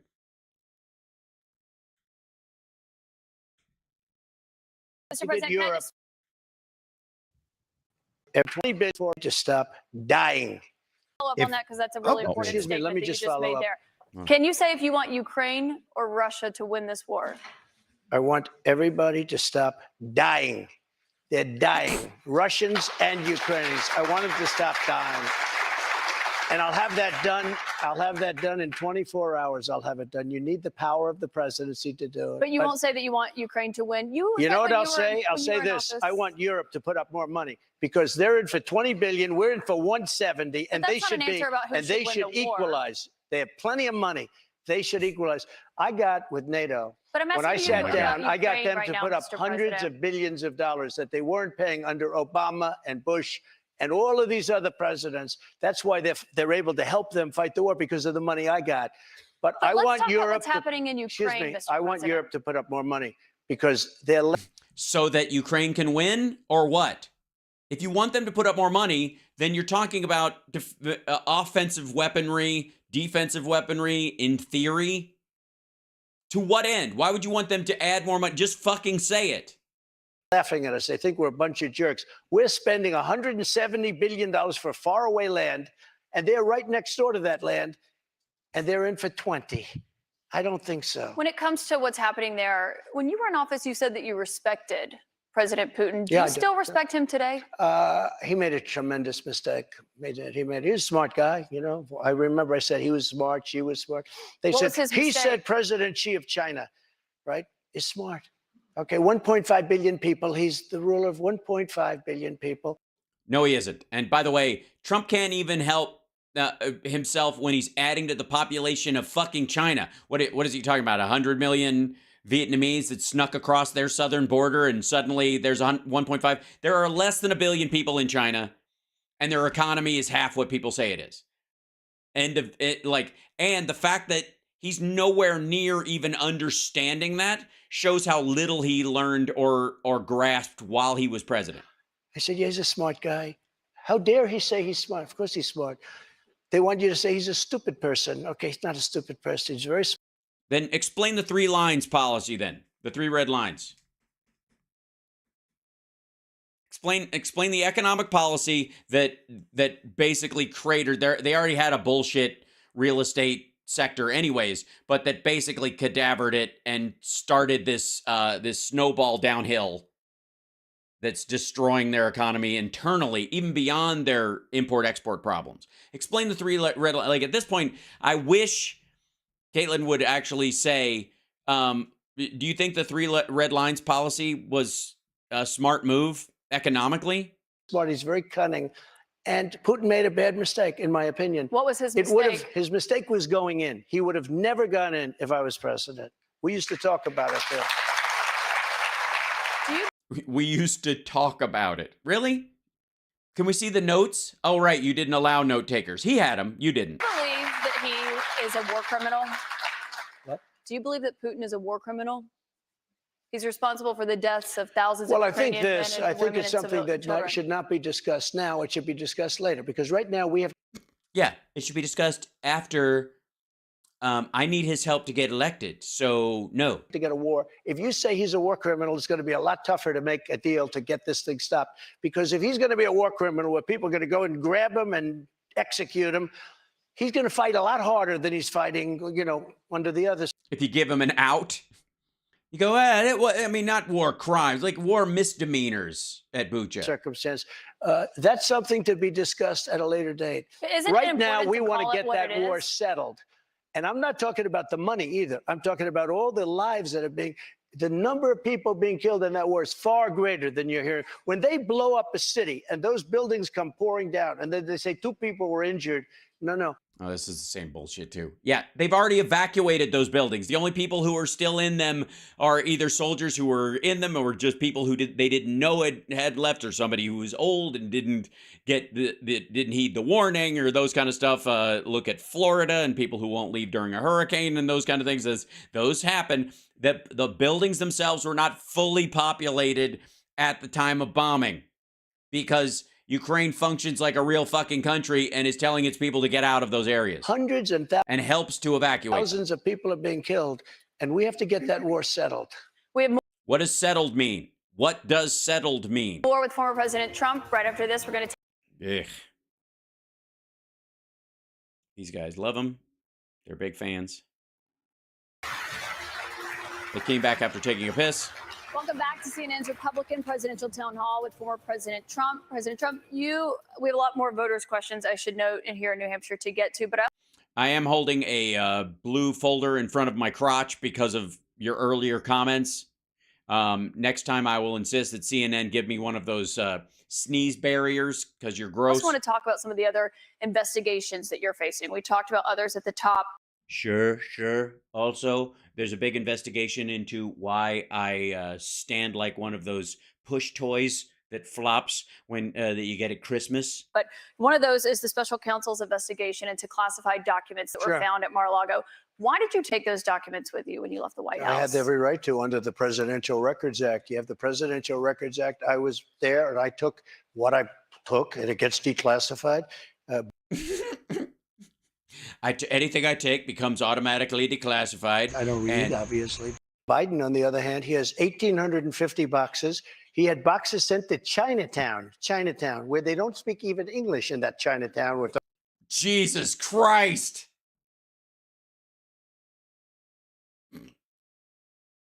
This is... They don't even speak English in that Chinatown. Well, then I guess we're cool then, because they can't even read the documents. And I suppose if you can't speak it, you certainly can't read it. Declassified. Biden, on the other hand, he has 1,850 boxes. He had boxes sent to Chinatown, where they don't speak even English in that Chinatown. We're talking. Unlike the Russian areas of Miami and in Trump Tower, where they speak great English, I'll have you know, the Russians speak their English is better than mine. About I got to stop you right there because nobody talks about the fact that Chinese people can't speak English in America. Just so you understand, I had every right to do it. Just when I thought he couldn't look dumber sitting, he's now standing and looking even dumber. I didn't make a secret of it. You know, the boxes were didn't make a secret of it. You hid the boxes for a year. You fought it. Stationed outside of the White House. People were taking pictures of the GSA and the various people. I got to stop you right there, though, because the moving. Presidential Records Act, which is not well known to a lot of people, I read it. It does not say that you can take documents with you. It says actually that they are the property of the federal government. It says you talk, you negotiate, you make a deal. It's not criminal, by the way. The Presidential Records Act is not criminal. And just so you know, it does not say you can negotiate to take the documents with you. Can I tell you? Just so you understand, the Presidential Records Act is not criminal. It's not. They can't. You can't do jail time for it.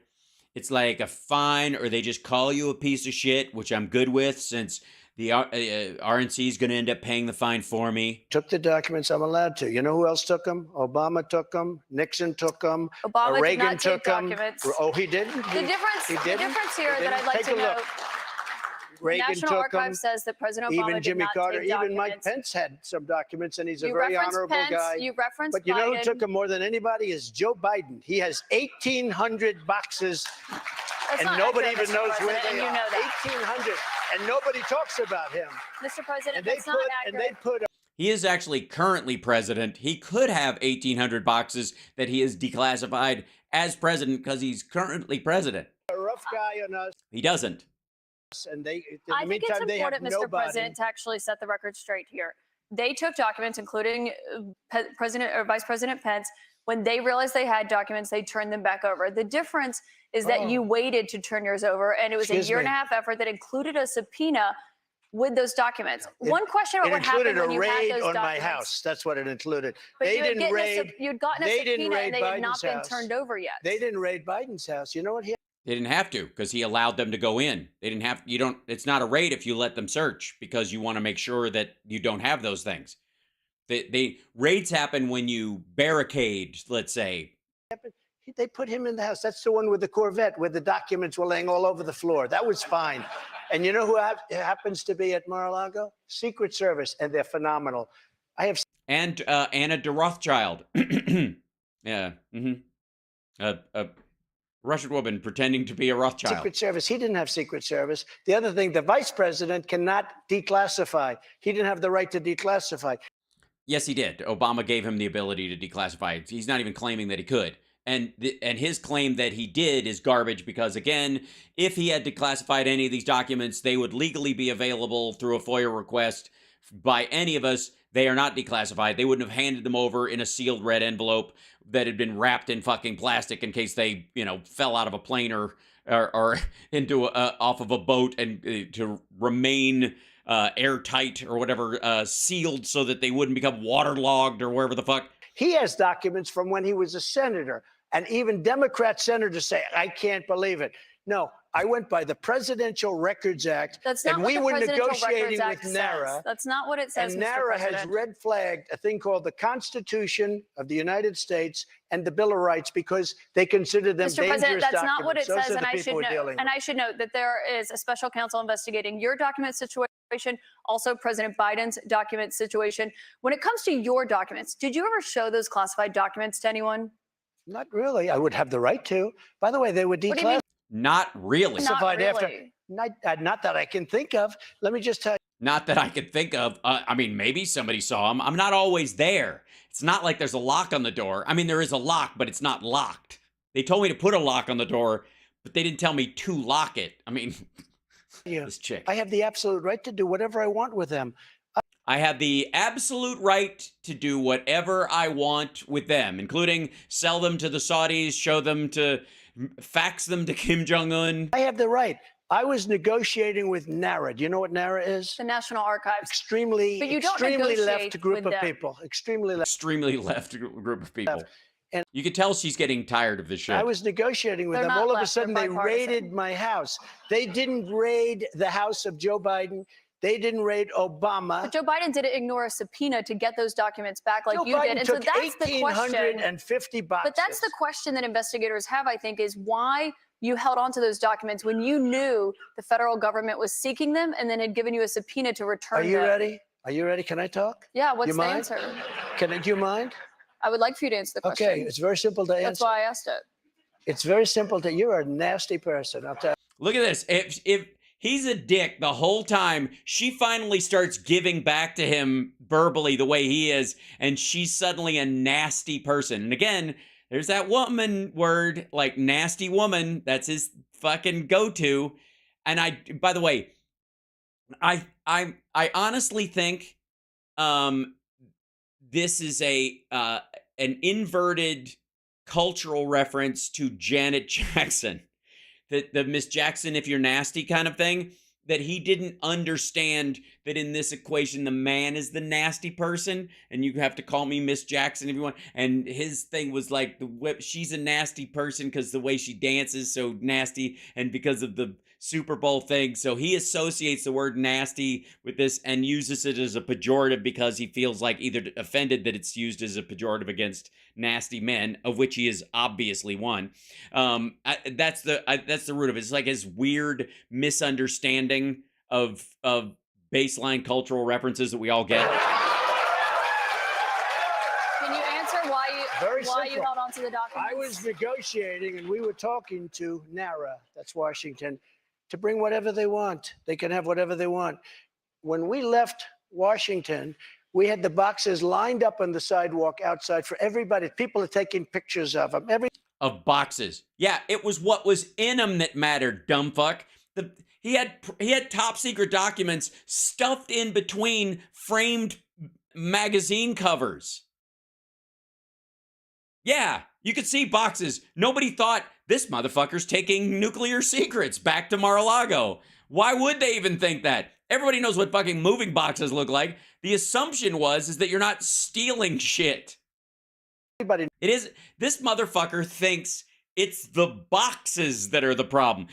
Oh God. Knew we were taking those boxes. And the GSA, government service, the GSA was the one taking them. They brought them down to Mar-a-Lago. We were negotiating with NARA. All of a sudden, they raid our house. Wasn't our house? What the fuck? Our house? You know, it's a rental property. It's a wedding facility. When Biden has his documents, he won't give back the 1,850. He's current president. Boxes, and you're going to find some real gems in there. But it was So Biden you who can't have alerted all them that these he different had the sets of- documents. all The these National different Archives sets of- reached out to you to get your documents back. Why did you not turn them over when you got a subpoena Because we were asking for you to turn negotiating them with over? them. We were negotiating with them as. And again, negotiating what? They'll give you copies of shit. Why do you have to negotiate it? What the fuck what was in there? What are you negotiating? That you're not going to get your fucking Time magazine covers or something? Or memorabilia for your fucking library, or you just wanted to sell some of the shit, which is really what it's about. as per the Presidential Records Act. We were negotiating with NARA. That's not what Very the nice Presidential people, Records Act says. I've but they seen got to it. love our Constitution a little bit more. They've got to love our Constitution a little bit more. The fuck are you talking about? The Constitution means that a private citizen does not have access to classified materials, of which that's what he is. He's a private citizen now, by any stretch of the imagination. Just fuck that. And we don't have a supreme executive authority. We don't have a monarchy where everything that you did while you were president is fucking magic. They shouldn't red flag it, by the way. They shouldn't red flag it. What? Very nice people. We were negotiating with NARA, and that. Yeah, you were lying. You weren't negotiating. You had signed a piece of paper saying, we don't have this stuff. And then you did. That's what the Presidential Records Act says, because Richard Nixon, surprisingly, had problems, and he had a lot of surprisingly had problems dealing with NARA. He did. That was his bit. That was the problem with him. Was NARA and plumbers. I don't know. Whatever. I don't do housework. And they ended up passing legislation called the Presidential Records Act, just for this kind of a thing. We would. Yes, just for people who are untrustworthy having access to. Look at this. And there, by the way, the people who are putting this up or whatever, the right wingers who are supporting Trump that are airing this, White House starts moving Obama's records to Chicago. Yeah, after the process of vetting them by NARA. Yes, after that. They went through the actual process. And the weird part is it's not like you don't get some of the stuff. It's just you don't get the dangerous classified shit. And this asshole was stuffing things together willy-nilly. With them, we were talking. Excuse me. Wait a minute. Wait. We were talking to them. We would have done it, but all of a sudden they raided the house. Now, why hasn't the FBI raided Biden? But I just explained to you why. No. It's because he's the one, they alerted the government that they had those documents and had them come and get the documents from his house. No, my question for you, though, when it comes to documents. Look at him. He has no idea. At this point, he just either is believing, he's either surrounded by so many yes men who have bullshitted him into thinking like they didn't do it. He's got tons of stuff and they're not bothering him. Really? Yeah. Oh yeah, sure. And then he just buys it because that's the comfort. That's his personal comfort level. Like, don't interrupt me while I'm bullshitting. Is the Trump methodology? It has to be in the new version of Art of the Deal. Don't interrupt me while I'm bullshitting. Has to be a new chapter. Do you still have any classified documents in your possession? Are you ready? Do you? No, I don't have anything. I have no classified documents. And by the way, they become. Okay, we'll tag that one. Shall we put that? Let's see. I should have a button that like. Okay, we'll remember where that was. We're going to be appointing very pro-crime no, that's not the one. judges. Here, I've been involved in the two greatest scams in American history. Now that'll let's see, and something that will trigger that so that I know. Yeah, Here I am like an idiot. Something like that. I had a beat off. That'll do it. You know the expression? Some people agree and many people don't agree, but I think most people very much agree. Okay. Automatically declassified when I took them. But no, they weren't. But why? You have to declassify Let me ask them. you a question. Why is it that Biden had 9 boxes in Chinatown and he gets a lot of money from 9? I thought it was 1,800. China? Why is that? He gets a lot of money from China, which obviously funnels through Chinatown. Huh? Through that what we call in New York, in Manhattan, Little Wuhan. We call it Little Wuhan now. And There is no why evidence aren't of that, people? Mr. President. No, you Look at that one lady clapping. Yeah, China, buddy. China, buddy. What? Again, AUKUS agreement, the CHIPS Act, the Chips and Science Act. Like, Biden is rougher on China than any president in U.S. history since the opening, since Nixon. Why aren't people bringing that up? And why don't they put this guy Jack Smith and his group of thugs? Why are they putting Jack Smith and this group of thugs on me when Biden, who is currently president and could magically declassify his way out of everything, he could retroactively declassify documents and get himself out of trouble because technically speaking, it was stuff he intended to declassify as president, and his judgment would reflect on it. There's all sorts of wiggle room in there, and he's not doing it. He's going, no, these should stay classified because I'm a fucking adult. Why don't they put him in charge of that? I need to stop you right there because there's no evidence of what you just said there. What you're referring to there is an office that he had after leaving the vice presidency. He had a temporary office. But I want to ask you about another investigation You're so that you're wrong. facing. You don't know the subject. I do know the subject. He had and one I do know at the University facts, of Mr. Pennsylvania, President. but he also had I want to 9 move boxes on to another in investigation Chinatown. that you're facing, which I thought it was 1,800 boxes in Chinatown. It's dropped off a is lot. the one that's happening. 9 boxes in Chinatown. Hold on. Can we just go search where he thinks he got this from? Okay, hold on.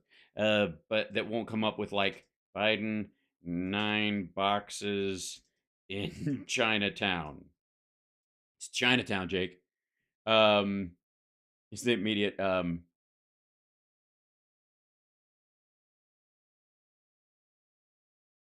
no, now social media, more classified documents have recently found president. Okay.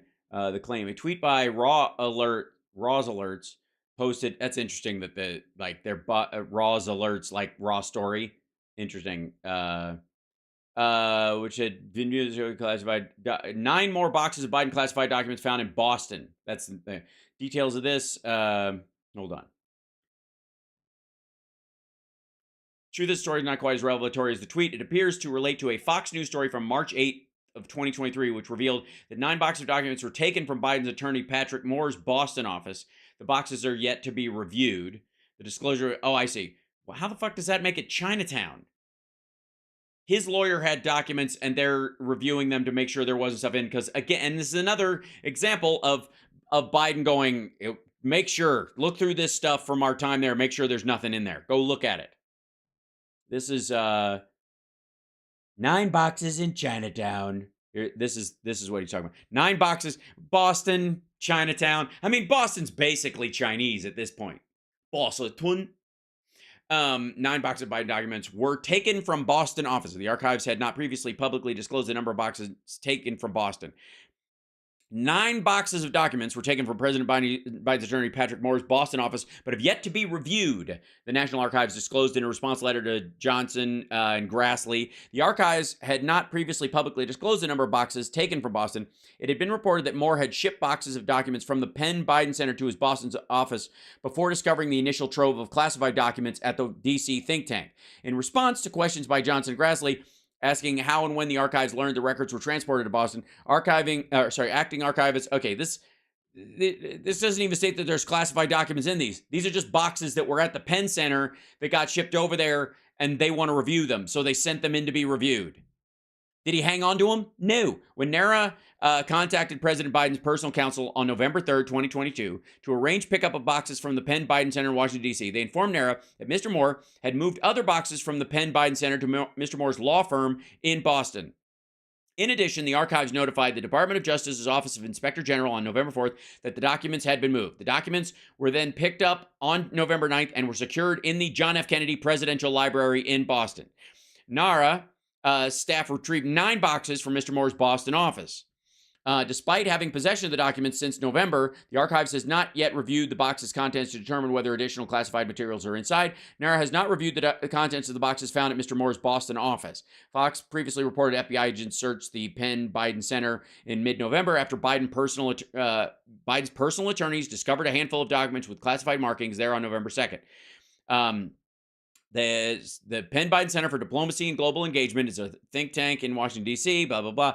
Additional classified documents were found at Biden's attorneys in his Wilmington, Delaware house next to his garage. 6 items with classified markings were seized after the DOJ searched the home. 6 items. 6 singular items with classified markings. By the way, classification markings, you can classify something as for public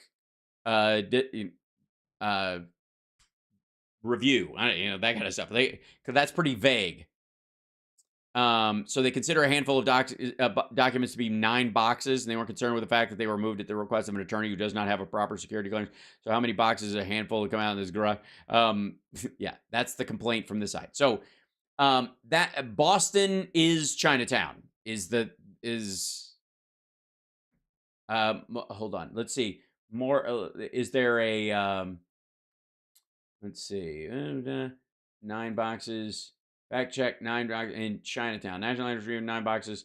President Records Act. Why is it that Biden had 9 boxes in Chinatown? This is the Trump thing. Biden stashed classified documents in Chinatown. This is a Facebook thing. Trump insisted he was transparent with FBI. The Biden classified documents were sent to D.C. Chinatown facility. These are mostly like tweets, not stories.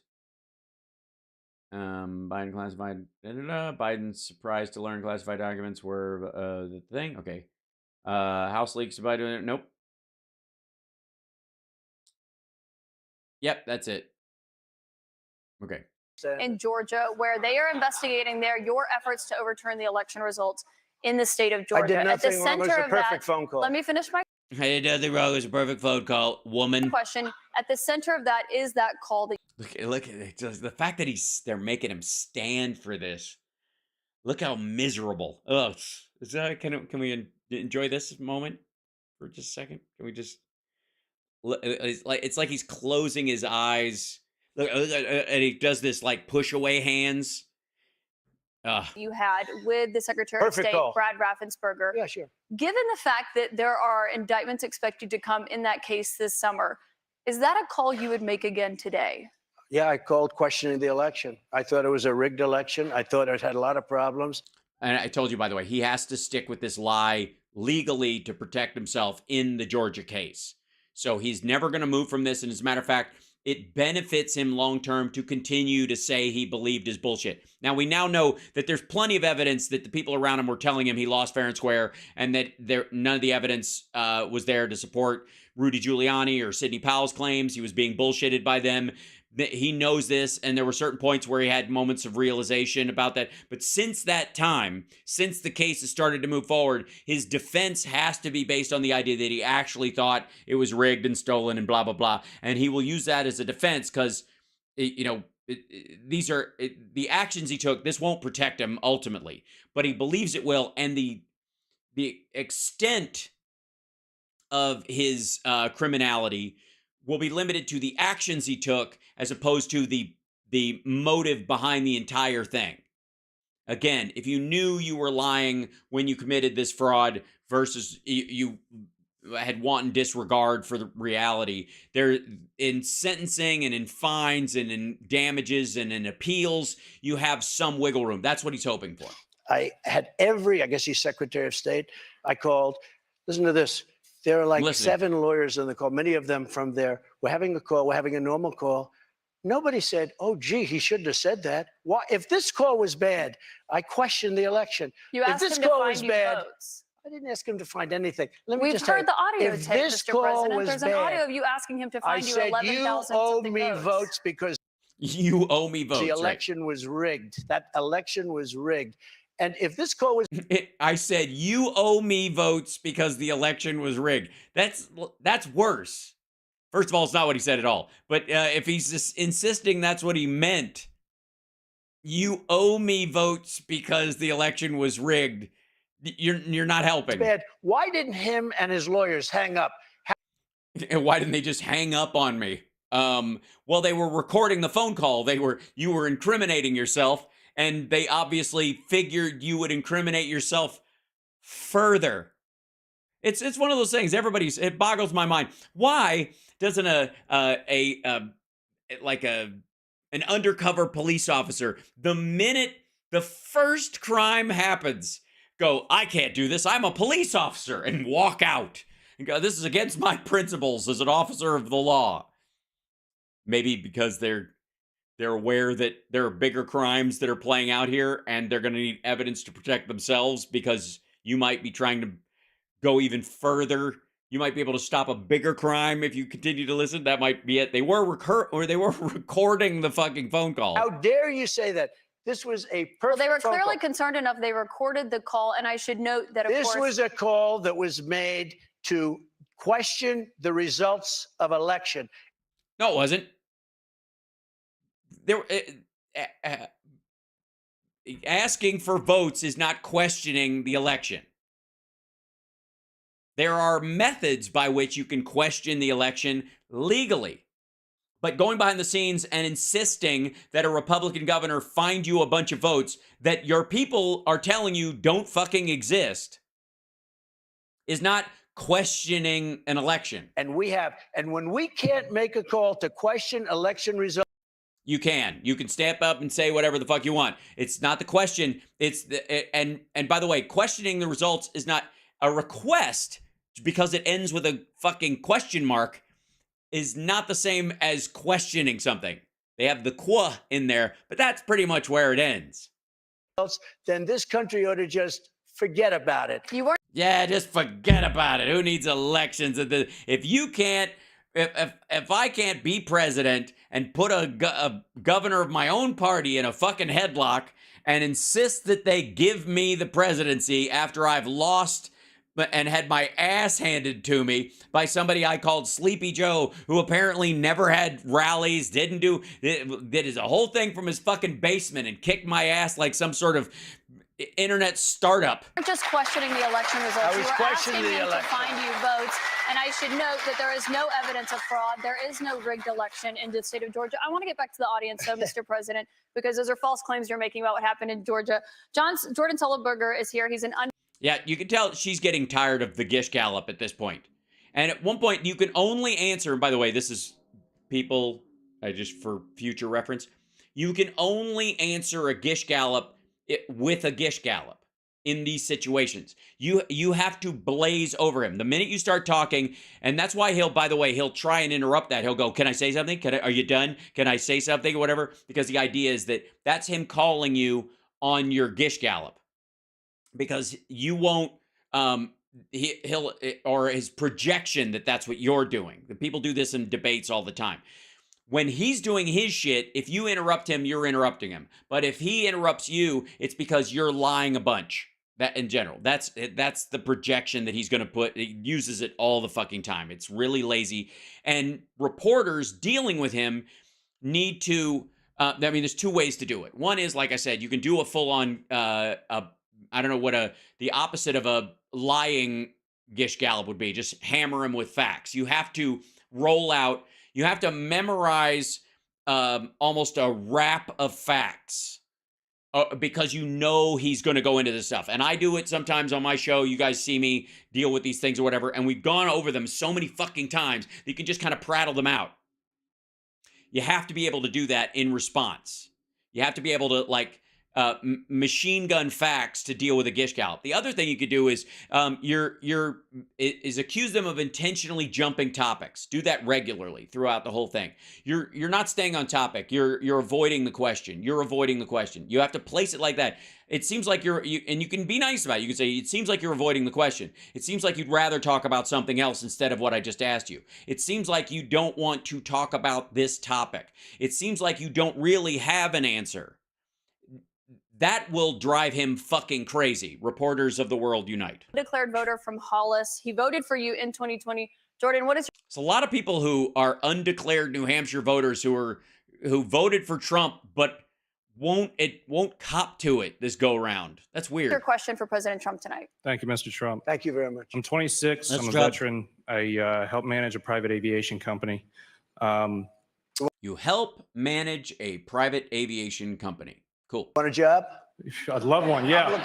I'm looking for somebody very good. I'm not for mandate. Wait, and it's weird that he didn't vet the people in the White House better. It's strange. It's almost like his hiring practices are based on impulse and ignorance. Want a job? Because I could totally put you out. Just based on what you said, I don't even know if you can fucking do the job. But look at how I hired people for cabinet positions. Or government interference in private business, but Right. I've seen Republicans going after us like DeSantis after Disney. Right. What would you do as president to protect us from government interference? Well, I'm not going after Disney. the one that really wants to protect you. All of these fake investigations of me are about election interference. They think because I'm leading Biden by 11 points, 7 points, 9 points, I'm leading DeSanctimonious by a lot, by 40 points or 45 points. I think he ought to just relax and take it easy and think about the future, because right now his future is not looking so good. I will tell you this. We are really putting it to Biden, but he's putting it to himself because the economy stinks. Hi, dumb fuck. He was just asking you, how do you keep government from overreaching in terms of its control of private business? Because DeSantis going after Disney as a Republican makes him nervous. And how do you differ from DeSantis? Not how do you differ from Biden? We know you're the opposite. Whatever the economic figures of Biden are, yours will be just the opposite. You'll turn this economy around and head us away from 3.4% unemployment and wage growth. Inflation is horrible, and the border is a disaster. By the way, he knows it's almost over. He knows this show is ending, so he's just gonna try and throw this shit out at the tail end. It's just vomiting all over this dude. And by the way he got out of Afghanistan was the single most embarrassing moment. The single most embarrassing, and this is my impersonation of a man with 2 pet gooses. In the history of our country. Mr. President, I have one more question for you here tonight, and I think I have a question for you. How do you get out of Afghanistan and keep Bagram? Where's the out part in that?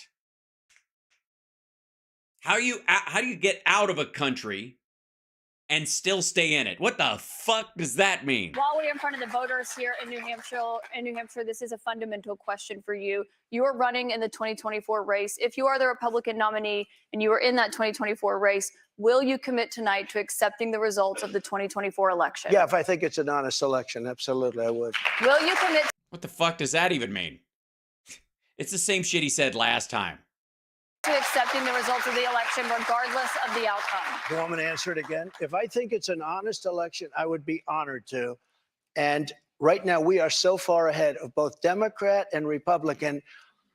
Keep telling yourself that. That's it. You can tell that he really believes that, and it's not just him snorting Rasmussen polls again because of how he flipped out about E. Jean Carroll during this. And you know what? If I don't win, this country is going to be in big trouble. It's so Yes, because the land and the king are one. sad to see what's happening.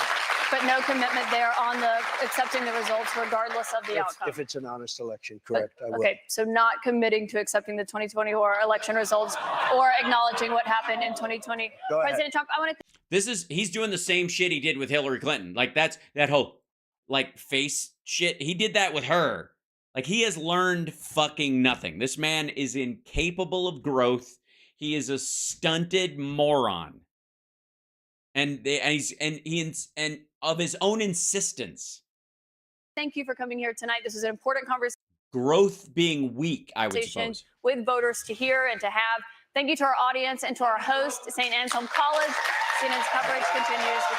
Thank you very much for only having people who voted for me ask questions and not allowing Democrats to ask me any questions. Way to go, CNN. Well done. I guess I hope I can get my Twitch channel back. I have no idea what the fuck happened there. I think I fall under fair use. And I don't know how to let's see. Appeals can be requested here for the account. Let's see. Can I do this here? Can I click on that? I'm gonna okay. Appeals.twitch.tv. Okay. If you would like to appeal a DNZ, please refer to our DNZ. Okay. Right.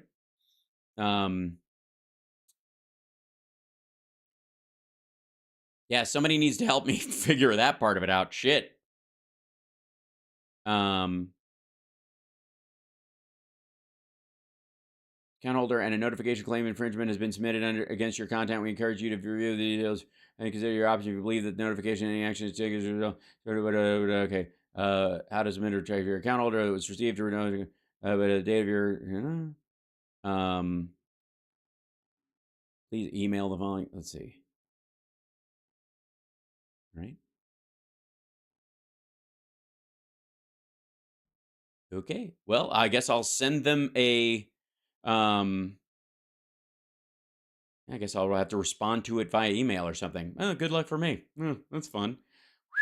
Anyways, but you guys, let's see, hold on. This is what I get for trying to report the news. There we go. We open up our chat. Yeah. Just for the record, you can't stream CNN. I don't know. I think CNN probably went after people or other people did. You're totally sorry. You're totally gone from Twitch. You don't even come up as someone I follow. Yeah. And now they don't have a space to respond. No, they don't.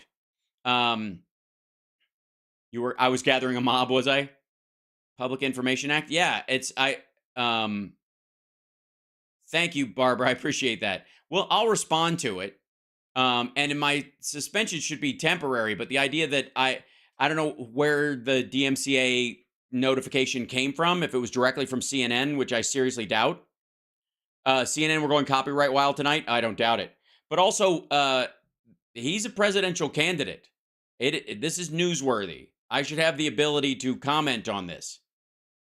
I guess the difference is that taking it live, yeah. Either way, subscribe on YouTube, and then I will appeal my my Twitch shit for now and try to solve that, which sucks. But it's not it's not dissimilar. It's one of the reasons why I am not singularly on one site, because that's that's what happens if you put all your eggs in one basket. That's how they get you. You will at least be on. Yes, I will be on my regular. I will have my show in the afternoon. Hopefully I'll be back on Twitch and I can get the suspension turned over. I would imagine so. It's my first strike, I think. Yeah, and I think it qualifies as fair use because I am on screen the entire time. But we'll figure that part of it out. And again, if that's the end of that, it would be sad, but I will maintain everywhere else, and I need your support to do it. So I'm being shadow banned. It doesn't matter. Anyways, how